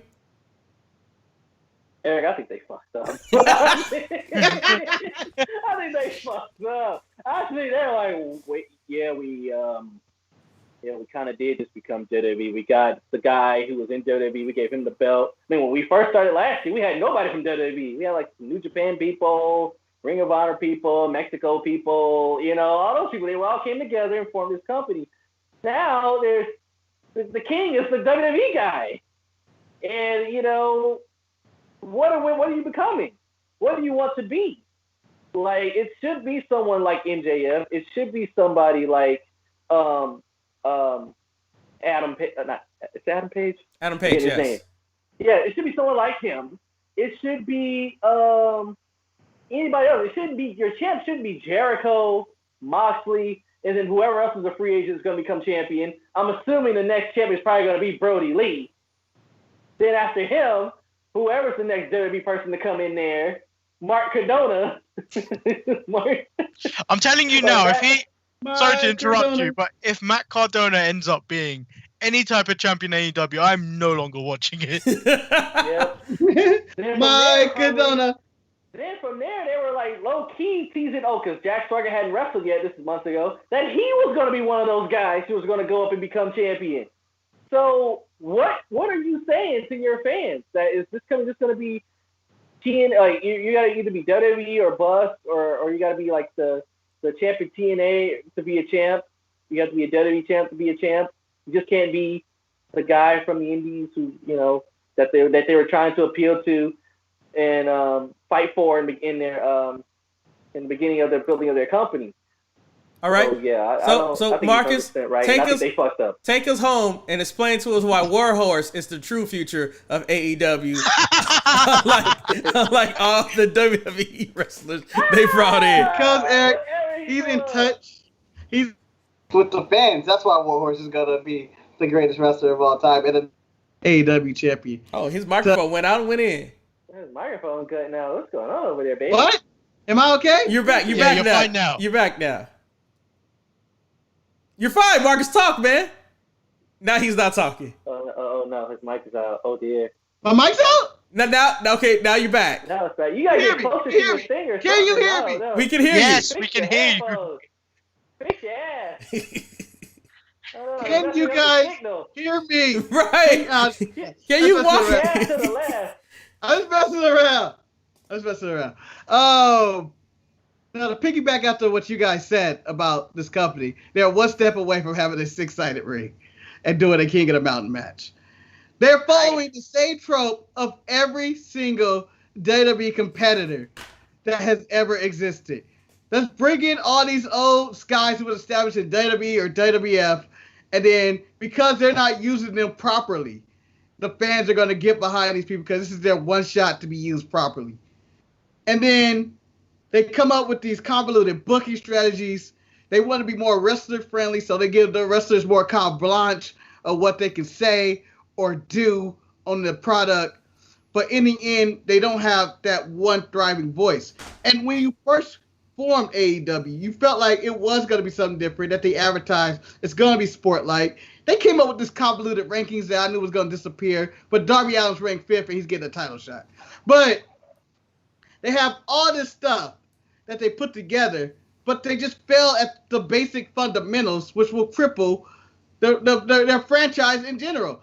And, MJF as the heel or they turn them face or whatever, when I went into the AEW Facebook group that was talking about the MJF promo, I promised, so I guess he's a babyface now. No, he's the best heel of the game. Well, he just said the truth, and he just said everything that I think is wrong with AEW. Yeah, but Jon Moxley, and they had no real comeback. And it's like, this and this. I'm like, there are no heels and faces in AEW. This place is cool, all right? Stay in WWE, all right? Go watch your NXT. Go back where you came from in Africa. And I was like, whoa, that is racist. Wait, they said that to you?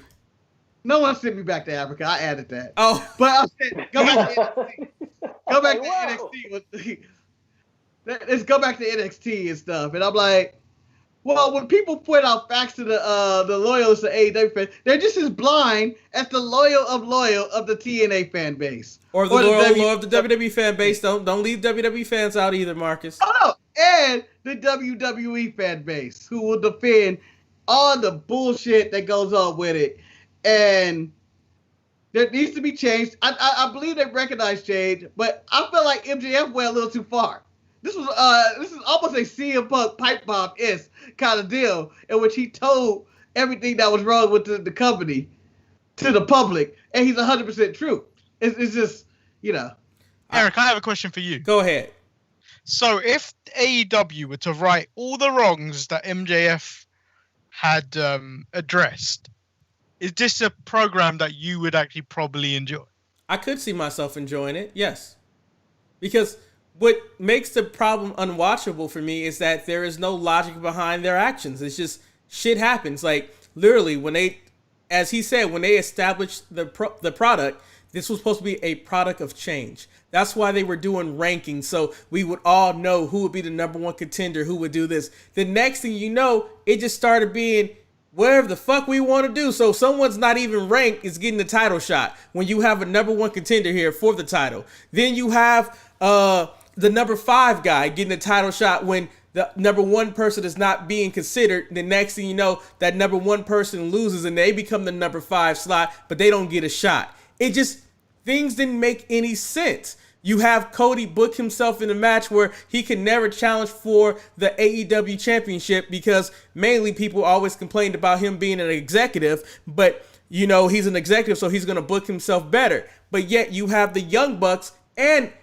Kenny Omega who are executives, and they don't have any stipulations stopping them from being the top of the thing. It's just that you have so many different things that are going wrong. You have the Dark Order. As Marcus pointed out, the Dark Order was something fresh. We have never seen Evil Uno or Stu Grayson. And the next thing you do, what do? You burden them with a disgruntled WWE employee, Brody Lee. It just makes no sense. You have Brian Cage. Brian Cage comes in. You thought you saw something in him. You signed him. But instead of letting him fly on his own, you attach him to Taz, where Taz gets himself over than everybody else. And then let's not even bringing in Matt Hardy. You bring in Matt Hardy for what? So he can interact with the Inner Circle and give Sammy Guevara, who I felt even before his comments was probably one of the few things that they had different in AEW that could maybe make them some money. But week in and week out, he takes pins for Jericho or he loses. So, let's not even forget the Pride and Powerful. What have they ever done? It's just that they have all this other talent, but instead they focus on the WWE talent, the same TNA product. FTR has, since they debuted, they've had multiple segments when they are being top billing, when Butcher and Blade were busting their ass week in and week out, doing the best they could do to They were in the crowd. They were in the crowd. They weren't busting their ass every week. They were in the crowd. I'm just saying that they take no pride in their own people who were there since day one.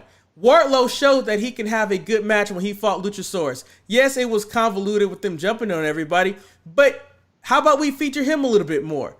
Let's stop focusing on what these other broke toys that nobody want and focus on what you have.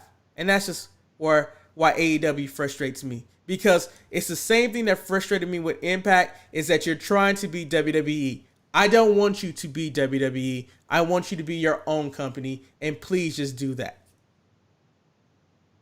Well, after you made that long speech. Ryan, are you crying? Eric, are you ready for the president of wrestling? Huh? You and MJF both going for the president of wrestling? No, Marcus, when I heard MJF cut his promo, I saw myself in him. Because everything that he was saying, 20 years older than the man. I know, but Marcus, those were my sentiments exactly of how I felt. And we have a phone call from the Diz Man coming in right now. Okay. Diz Can Man? I type in while you try to figure this no, he figured it out. He's already on the line.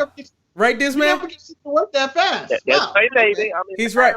Marcus wants to make a point before you ask your question. Ryan is also on the show, and so is Manny. Marcus, what is the point you want to make before we get the Diz Man's question?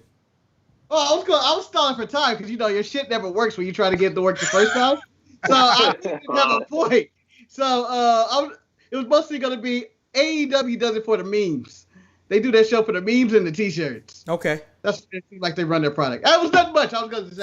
So we had the former Sharpshooters Pick'em champion on the line who lost to West this week. He had 2 questions, but he didn't have time to put in an email. So Dizman, the floor is yours. Oh, well, thank you first and foremost for taking my call. I appreciate it. Shout out to Ryan. How you doing? I haven't talked to you in person. What it do?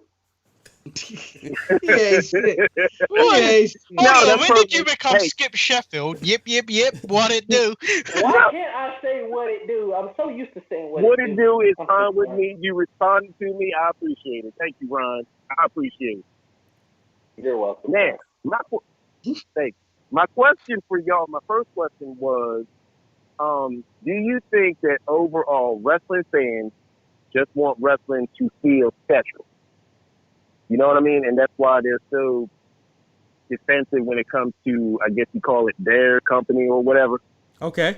And who would you like to answer that question first? You have a panel of 4. You know what? Since I haven't heard from Ryan, let's go with Ryan. All right, Ryan. Oh, so does wrestling fans want wrestling to feel special? Yeah. What the question was? Yeah, because most of us, like you, like self, like Eric, Manny, Marcus, we all literally grew up with Don't put me in your opinion. Don't put me in your opinion. I don't know what you're going to say. Oh, Lord. We all grew up with wrestling. Therefore, most of our iconic and special moments in regards to in our entertainment come from wrestling. And a lot of people are trying to get that feeling back to like what they were feeling when they were younger, but sadly, it will never be that great again. Just like if you ever been to Disneyland when you were 6, it's not gonna feel as great as you did then when you're 36. I know people that are 45 still go to Disneyland every single day. Marcus, let the man make his point. You will get your time too, Marcus. The floor will be yours eventually. Continue, Zack Ryan. Ryder is also one of those people that do that. Mm-hmm. I'm just saying people are chasing something that they'll never experience again. And so when I think they're expecting a little bit too much from a TV show.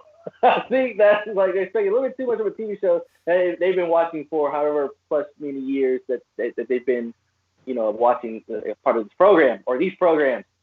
And so yeah, I think they definitely do want. All right, thank you, Ryan. Thank you, Ryan. Marcus, stop. Marcus, I'm taking control. Manny, you go next. I feel like what he left the call is basically that we're watching things as an adult now. When we're trying to recapture our youth, and we've changed as people now, like growing up. What even happened? Manny is talking. Let Venice finish talking, please. I can't hear anything. We completely changed as people as we've grown up, and I can't hear. And what happened?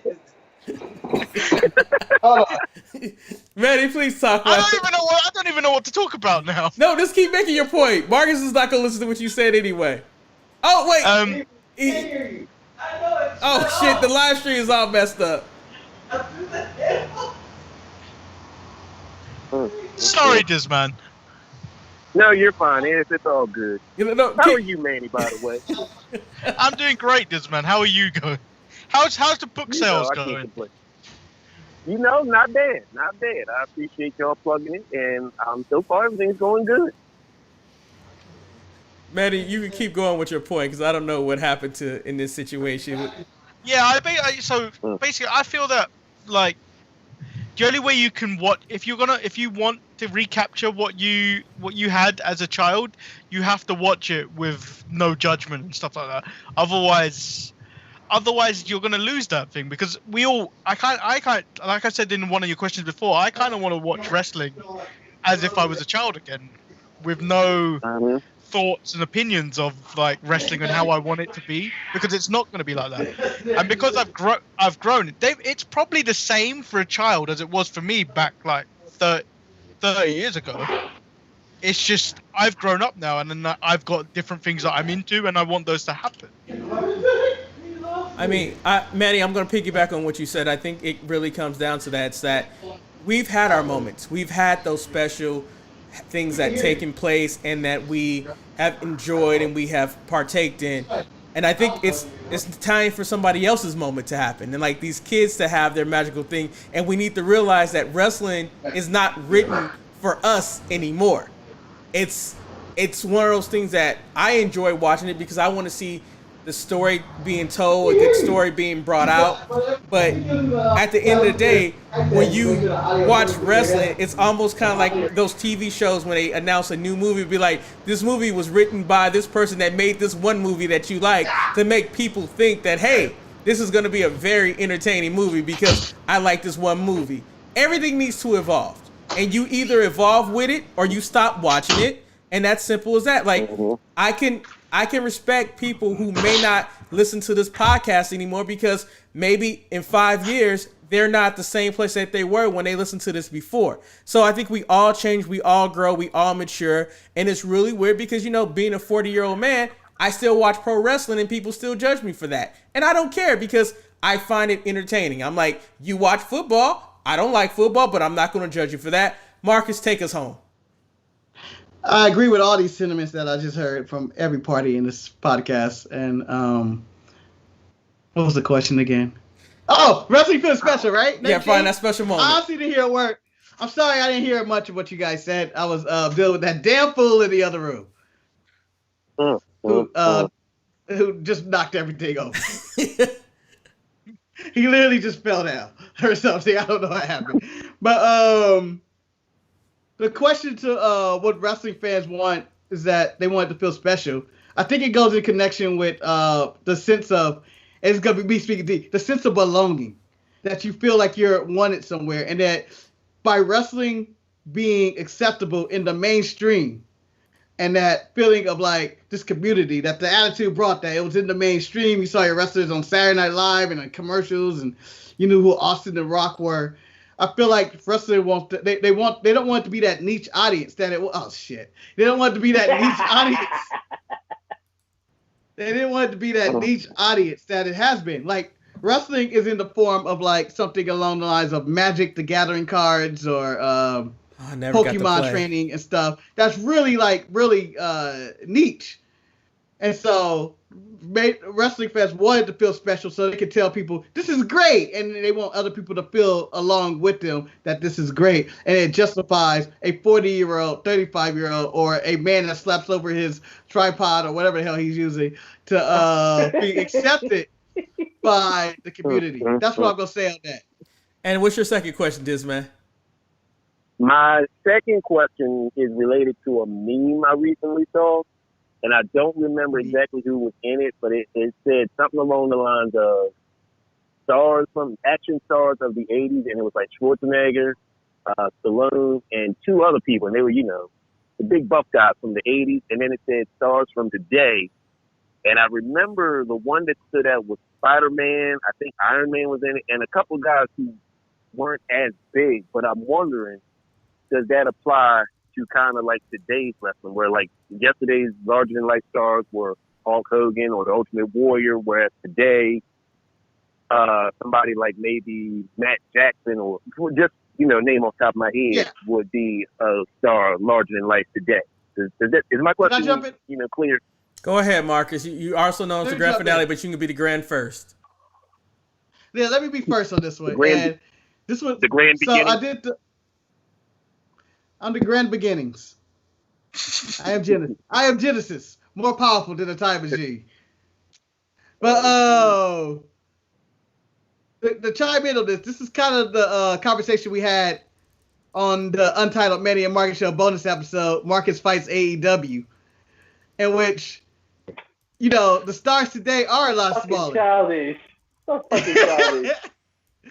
So that they are smaller, and the argument behind that, and the thesis behind that, it's ridiculous, the concept that I could probably win these fights. I'll probably get exhausted, get my ass kicked, probably even by Marco Stunt. He'll put me in some type of hurricanrana and I'll flip. But the thing is that they do not look as impressive as they used to be. And that's because of the attack on steroids, and it was cutting wrestlers' life. Back in the day, wrestlers were larger-than-life characters. So was Stallone and Schwarzenegger. They had this uniqueness about them. And so also part when you see the Big Show, as me and Manny talked about in one of our segments or something, I don't remember where it was at. We talked so much this week, it could have been anywhere. We were talking about seeing the Big Show live, is that you forget how large these people actually are. And that awe factor when you go, whoa, that's a big dude. Like when Big Show and Shaq stared each other down at WrestleMania 32, it's that moment of, there's nothing good that could probably come from this, wrestling-wise. But it's still awesome to see these two ginormous individuals look like they're going to kill each other. Now it just seems like it's a bunch of little kids and messing around. And, maybe I've outgrown the wrestling business of, like, these guys, and I'm like, they don't appear to be tough to me. But they just don't have that it factor that I'm looking for, and I don't even know what that is, to be honest. I'm going to tag in right here because I'm going to take a line that Ryan normally says in this situation. He goes into it and he always asks this one question, and he did it a couple of weeks back when he called into the show, and he says simply, the fact is, Eric, or any insert name, do you think you can kick my ass? Quite frankly, so many of the wrestlers nowadays, I feel if they asked me that question, my response would be yes. There's a few that if they ask me that question, Brock Lesnar, I'll give it my best, but I might not win. Undertaker, you might not survive. I will give you my best. I might not win. Randy Orton, I'm gonna give it my best. Might not win. Big Show, I'll give you my best. I might not win. Compared to the stars in NXT, Adam Cole, I'll whoop your ass. MJF, I'll fuck you up. Marco Really? Stunt. Marco In Stunt. what, a 2-second brawl? Hey, man, I know how to use my weight. I'll use my weight. Fight you back. You just gonna go at him, huh? Marcus, follow him. Use your weight. Just follow him. Marcus, with your excellent strength and cardio. Marcus and Ryan have saw what happens when I go into Hulk mode and I can't control my actions. It is on. With this argument, it's not the fact that I think it. It's just the wrong thing. Like, Eric, we probably know we can't win these fights. We probably can't. I can fuck up Marco's son. I'm guaranteeing that one. I can fuck him up. I'm calling Marco's son right now. Okay, I understand that. But the thought that it crosses your mind that if I was in the bar and it was a sticky situation and Johnny Gargano comes from the corner and is like, what the fuck you say? And you gonna respond, I said what I said, motherfucker. Exactly. That you don't hear them. Like, there are UFC fighters who I would never say that to, even though you'll look at me like Nate Diaz and you be like, what you say? Nothing, man. Can I get another drink? I'm buying me and this gentleman a drink. No, I'll fight Nate. I try it, but I know from watching UFC that that's a bad motherfucker. He's a real fighter. But I'm saying wrestling-wise, I look at Gargano or Adam Cole or something, or Marco Stunt or Darby Allin. Or Stu Grayson. Don't get your ass kicked by Stu Grayson. Don't get beat by Stu Grayson. I'm throwing Stu Grayson in the street, fucking his mama, and then beating his ass again. Still not tired. Why you gotta fuck Why you have to go there? That was uncalled for. That was uncalled for. What does she have to do with this? Does she want you to fuck it? Like, what are you gonna do? I'm his new stepdaddy. That was uncalled That's what I'm for. saying. You sick man. Manny, what about yourself? I don't even remember the question now. Marcus just ruined my thought process. I'm gonna fuck her, his mama. It was pure disrespect. That's what I was going for. Like, I become his new daddy. I think he become his new rapist. I don't know. This man, we really appreciate your phone call and your question. The show has went extremely long. We still have to get through the emails, and Marcus has ruined the momentum. Is there anything you want to plug before you go? Raping people. I'm talking about the disrespect. Do I have anything to? Yes, Marcus, let this man plug his stuff, Marcus. Go ahead, this man. Central. Well, I really don't have too much to plug. Just my book, AWO, Big Time Players, Episode 1, The Beginning of Change, which is available at Amazon. And my second book, AWO, Big Time Players, Episode 2, Continuing to Grow, which is also available at Amazon. And you can pick both of those books up for $15.98. Not a piece. Together as a package. $15.98, 2 books. Where can you get a deal like that? Thank you for that deal, this man, and we look forward to hearing reading your next email on the show. You take care of yourself today. Thank you. Right now. You too. That's a check. Yeah, write my check right now. All right, that's a great phone call. Let me jump into the emails so Marcus don't have to rape Stu Grayson's mom again. What do you mean? What do you mean you gonna fucking what? You gonna come over there with some cupcakes, some shit? I just beat your son's ass. You wanna fuck? Like, that's what you gonna come with. Anyway, Chris says, after talking to the Coke vendor and seeing that he wasn't going to do anything, once he left, I called non-emergency police. They asked for a description of the lady. I told them I don't know and I don't want to know. They asked for the address, told them hell if I know, but gave them the store, city, and village center location. No clue if they ever sent someone out, as they never called back or came to the store. But one of my roommates is friends with 2 cops, and he asked them about any reports. Nothing. So hopefully the lady was resting and left. Yeah, I'm good. My friend in Seattle keeps bugging me to move in with her. Here's the reasons that that's not going to happen. And before I list them, All you Pat and Peter loving degenerates can go F yourself because I don't want to hear it.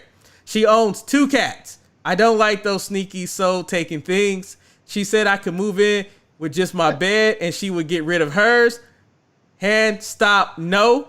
She's wanted me to visit next month when she's house sitting for a person who owns not 1, not 2, but 3 dogs. Now, anybody that knows me, and she most certainly does, let me move my screen over. They know that I hate those loud, obnoxious, hair-shredding things. Just know. She said if I moved in, she'll kick out her current roommate. Nah, that's just wrong. I understand that I'm awesome, but I don't want that on my conscience. She said she'll be my sugar mama. When did this become a thing? So yeah, all this added up to me not being part of the show Saturday. Although Eric did a terrible job of paying attention to the chat anyway, so I guess it didn't matter much anyway. And no, this is a different friend from the one I had a fight. That one appears to be over. Wow, Eric, you have horrible taste in music. I expected better from you. Some of the best themes are Hill Doink, the Hollywood Blondes, even those effing morons at WCW turned into jobber music. Pete Dune as a blast it at work anytime I finish at work and I walk by everyone and grin as I head to the time clock. Hollywood Rock, Batista, I Walk Alone. I could go on and on, but Eric, I'm obsessed with the number 5. I'll leave it there. That was Chris' first email, and that's his own. Nope, he has one more. He sent an email. He said require viewing. Don't matter. Before you move on, I agree with Chris. I don't like cats. Nothing wrong with cats. They mind their business most of the time. I don't like the way they creep up on you. I don't like it. They just live their life. Cats. They just live their life. They're not barking ass dogs that just make a bunch of noise. At least a dog, you know they're coming.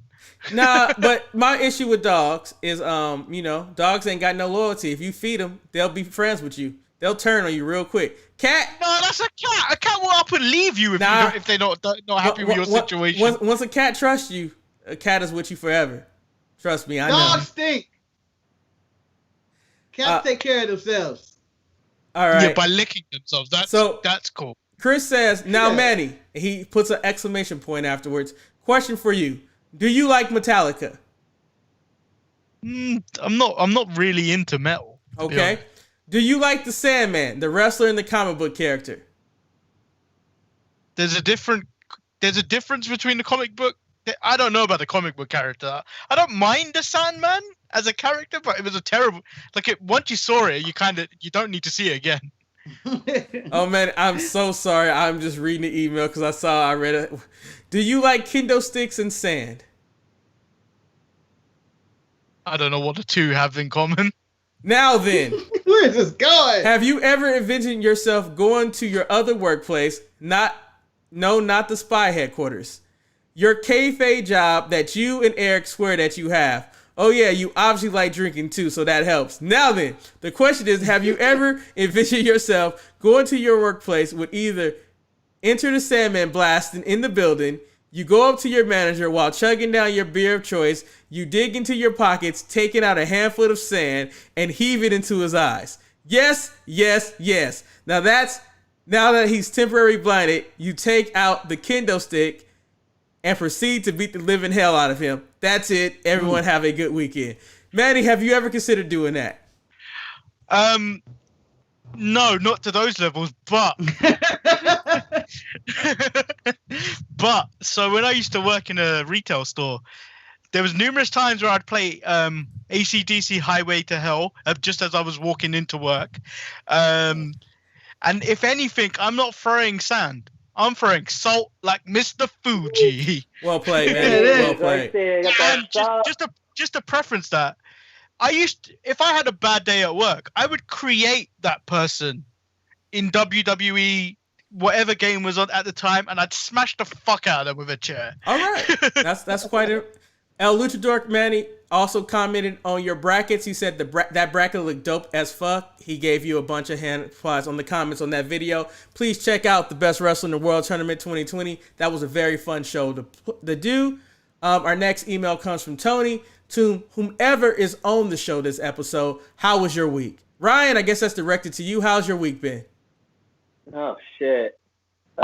We don't need a long answer, Ryan. Not good, okay, man? That's why I'm wearing my Galaxy jersey to make me feel better. All right. Hey, not good. Thank you. I don't know if I should start with the week in wrestling or the Sharpie community. I've already asked how you are doing, so let's stick with the Sharpie community. To the hater, how have you changed? If I said it was a disappointment, I'll be under-exaggerating. Eric, you barely paid any attention to the chat last week. Several times, I asked something about Wes, and not once was it addressed to him. Before it was Marcus with his Upstart podcast with Manny that didn't mingle with us. Now it appears that the two of you reverse roles. Then there is your porn obsession. We did it. You bring it up each show. Now, I'm not against your hobby, but we don't need to venture into that every week. Not just to satisfy your thirst. This one last time, do you wonder if Sasha also dyes her hair down there? Just a thought. Now, wait a minute. First, we will address this. I do not bring up porn on the show. That is Wes, Manny, and Marcus. I don't bring this up. I don't acknowledge this. Manny is laughing. You can see, and they know. I even said numerous times, I don't even watch this stuff anymore. And then guess what? And guess what, Tony? I haven't listened to the show in a while, but I believe this listener. Eric, who's getting black this week, huh?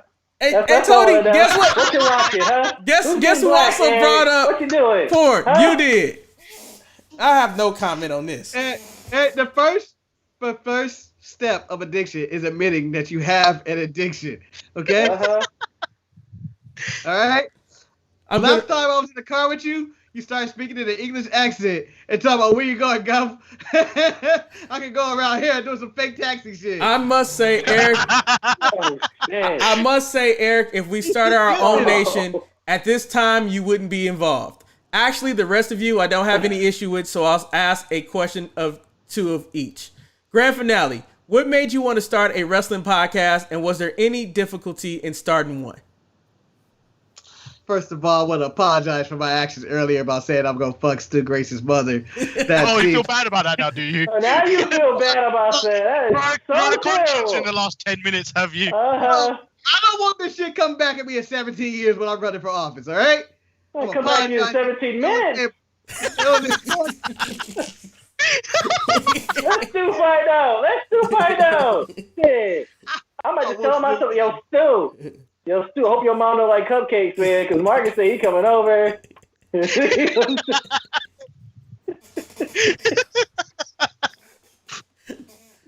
like, what? He go get on his tricycle and try to beat it in his mama's house in time. Like, first of all, you turn to the fuck you. I'm apologizing to Stu Grace's mother, okay? I'm apologizing. Fuck you. Apologize. I'm a big man. I apologize. It was over far. It went too far. But that being said, what was the question earlier? What made you get into a podcast, and was it difficult? Well, no. It's just me talking shit. That's kind of 90% of everything I do. If you know me well, that's kind of what I do. Either way, just talk a bunch of shit. And this podcast 3 times. Manny, what made you want to join a podcast? You guys asked me to come on, and then it kind of just happened. the pandemic happened, huh? All right. Marcus and Manny, what superpower would you want if they were possible? Manny, what would you want? Possible, either flight or teleportation. Ryan, what power would you want? If anyone says invisibility, you're a pervert. I want money. Like, that would be my superpower. Like, Batman got the best of both worlds. I'll get some money so I can dress up at night to fuck up. Batman's superpower is white privilege. It's not money. It is. I want the money so I can dress up at night to beat up some crackheads, deem them crazy so they can escape, and then so I can beat their ass up again. That'd be a fun hobby to have. That's what I'd do. That'd be my superpower. Marcus, what superpower would you want? I'm down with that super speed that the Flash has, and then if I can have a second one. I said you can have a second one. Stop being greedy. Oh, what, 2? No. It said what superpower would you have?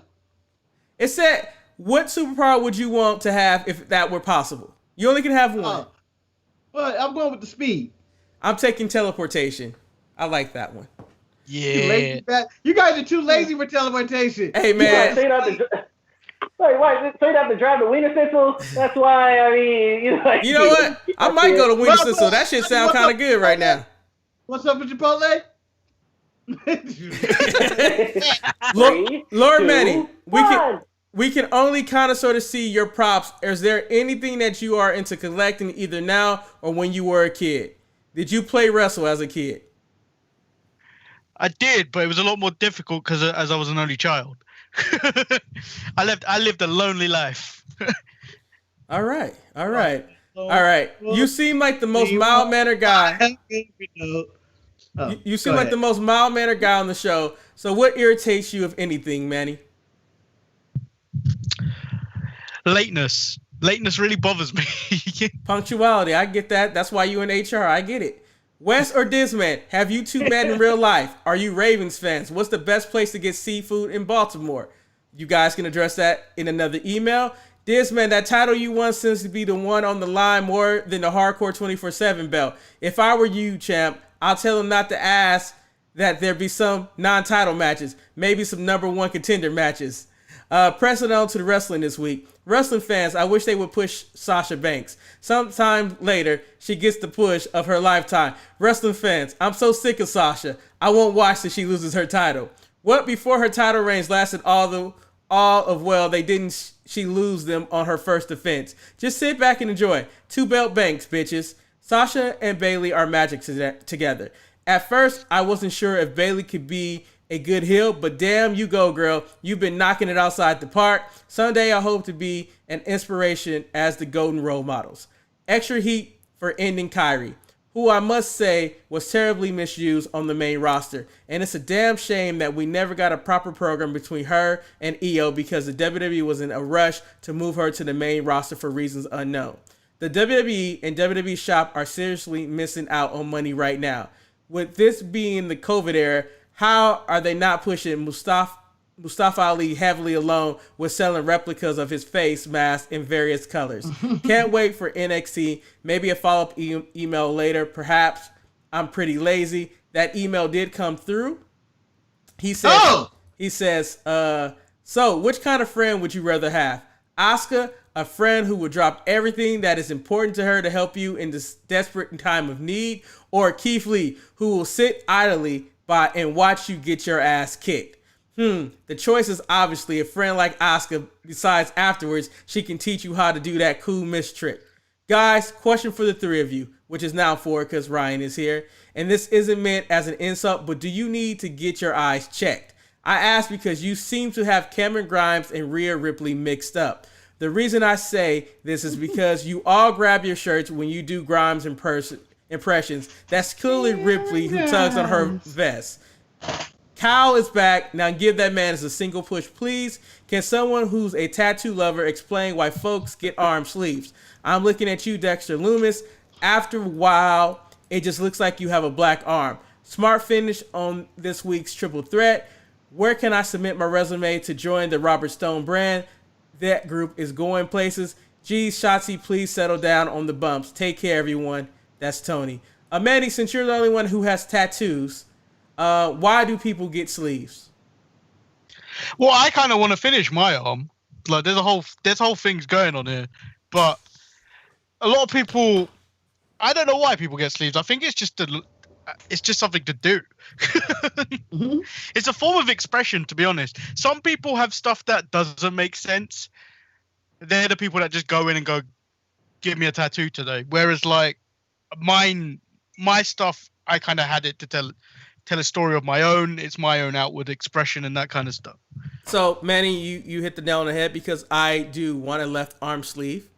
And I would like, because I've always been fascinated with Japanese culture and the Yakuza, of how they have tattoos that tells all their stories that are hidden from Japanese the world. Porn. Yeah, like how they human traffic little kids and whatever, and also run an entire wrestling promotion in the process. People do bad things. We know that. But as Manny says, that my goal has always been to have like a left arm sleeve tattoo that tells my story. The only problem is I don't know how to start. And as people say, when it comes to tattoos, you should just start and then the rest will go from there.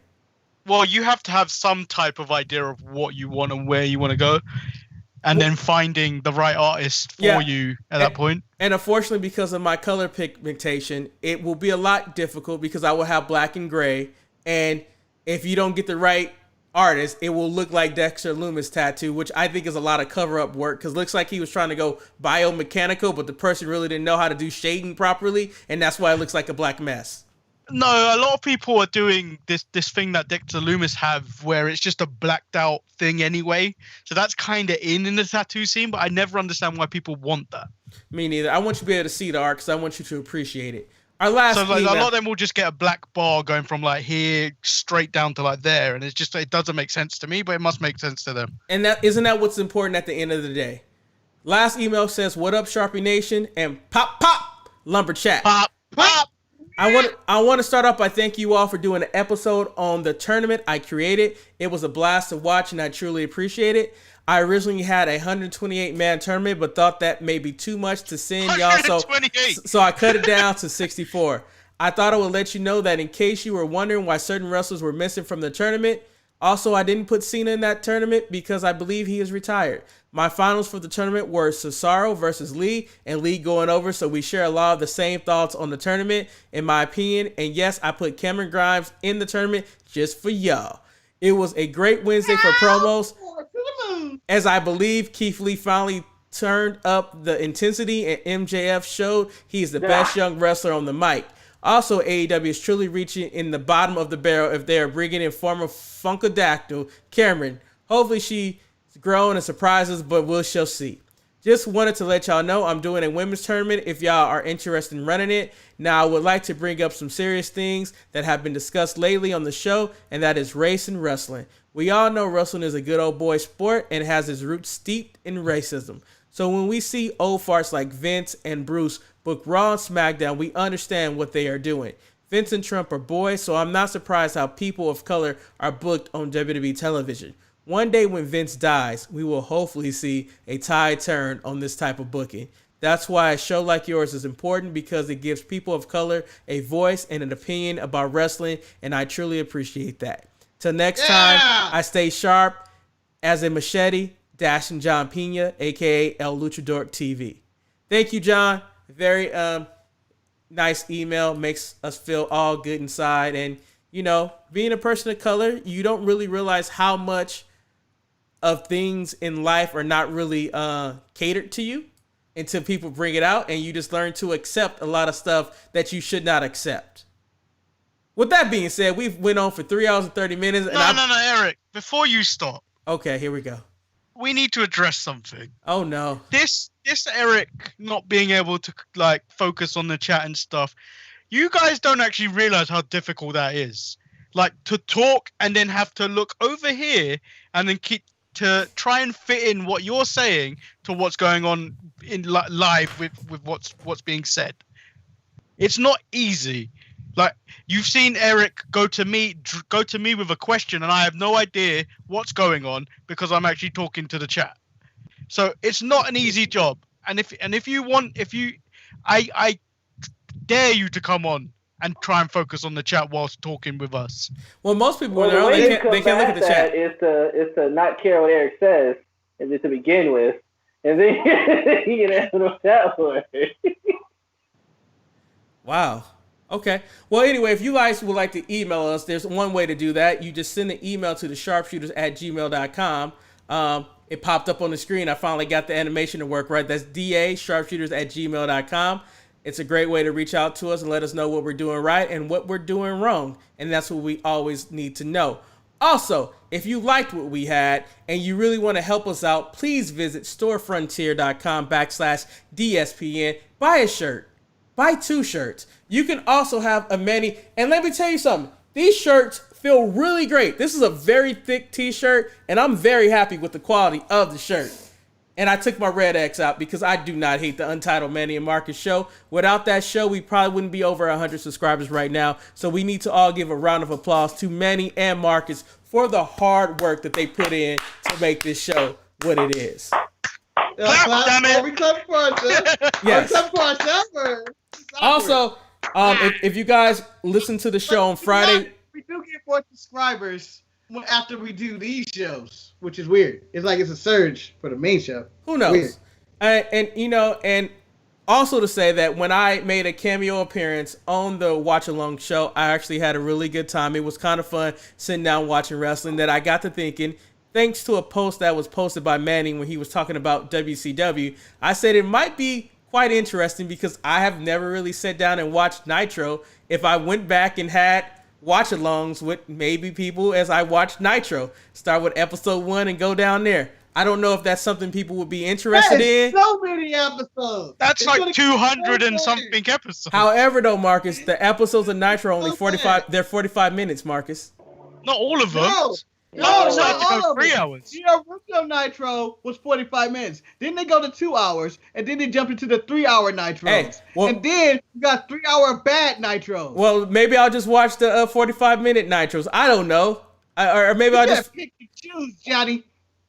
Well, maybe you know what, you guys are the watch along experts, so I'll defer to you. Last but not least, it was nice having Ryan pop up back on the show, although he extended the show by 30 minutes because he's just as wordy as Marcus is, and Marcus hates that. He's worse. If you guys like this, on and on. There's a couple things that you can help increase our numbers. You can click the thumbs up button, you can subscribe, and you can also ring that bell for notifications when we go live so you can find out about the show. But with all that being said, thank you, Ryan, for joining us. If you guys would like to speak out to Ryan or talk to him, send him a DM via Twitter at the Sharpshooters. He's the guy who he has the power to that account. And it's non-affiliated to what goes on in this show. Yeah, so when he started tweeting about stuff that don't make any sense, that's all the views of Ryan in that situation. But with that being said, I'm Eric. I'm Lord Manny. Hey, hey! Ho, ho! I'm Marcus the Grand Finale. Sorry, I screwed Grace's mom. And with that being said, we hope you guys enjoyed this episode of the Sharpshooters podcast. And until next week, stay sharp. Bye. Goodbye. Peace. Deuces. Man, Marcus, you going to jail. Fuck you. I'm not going to jail. Not this time.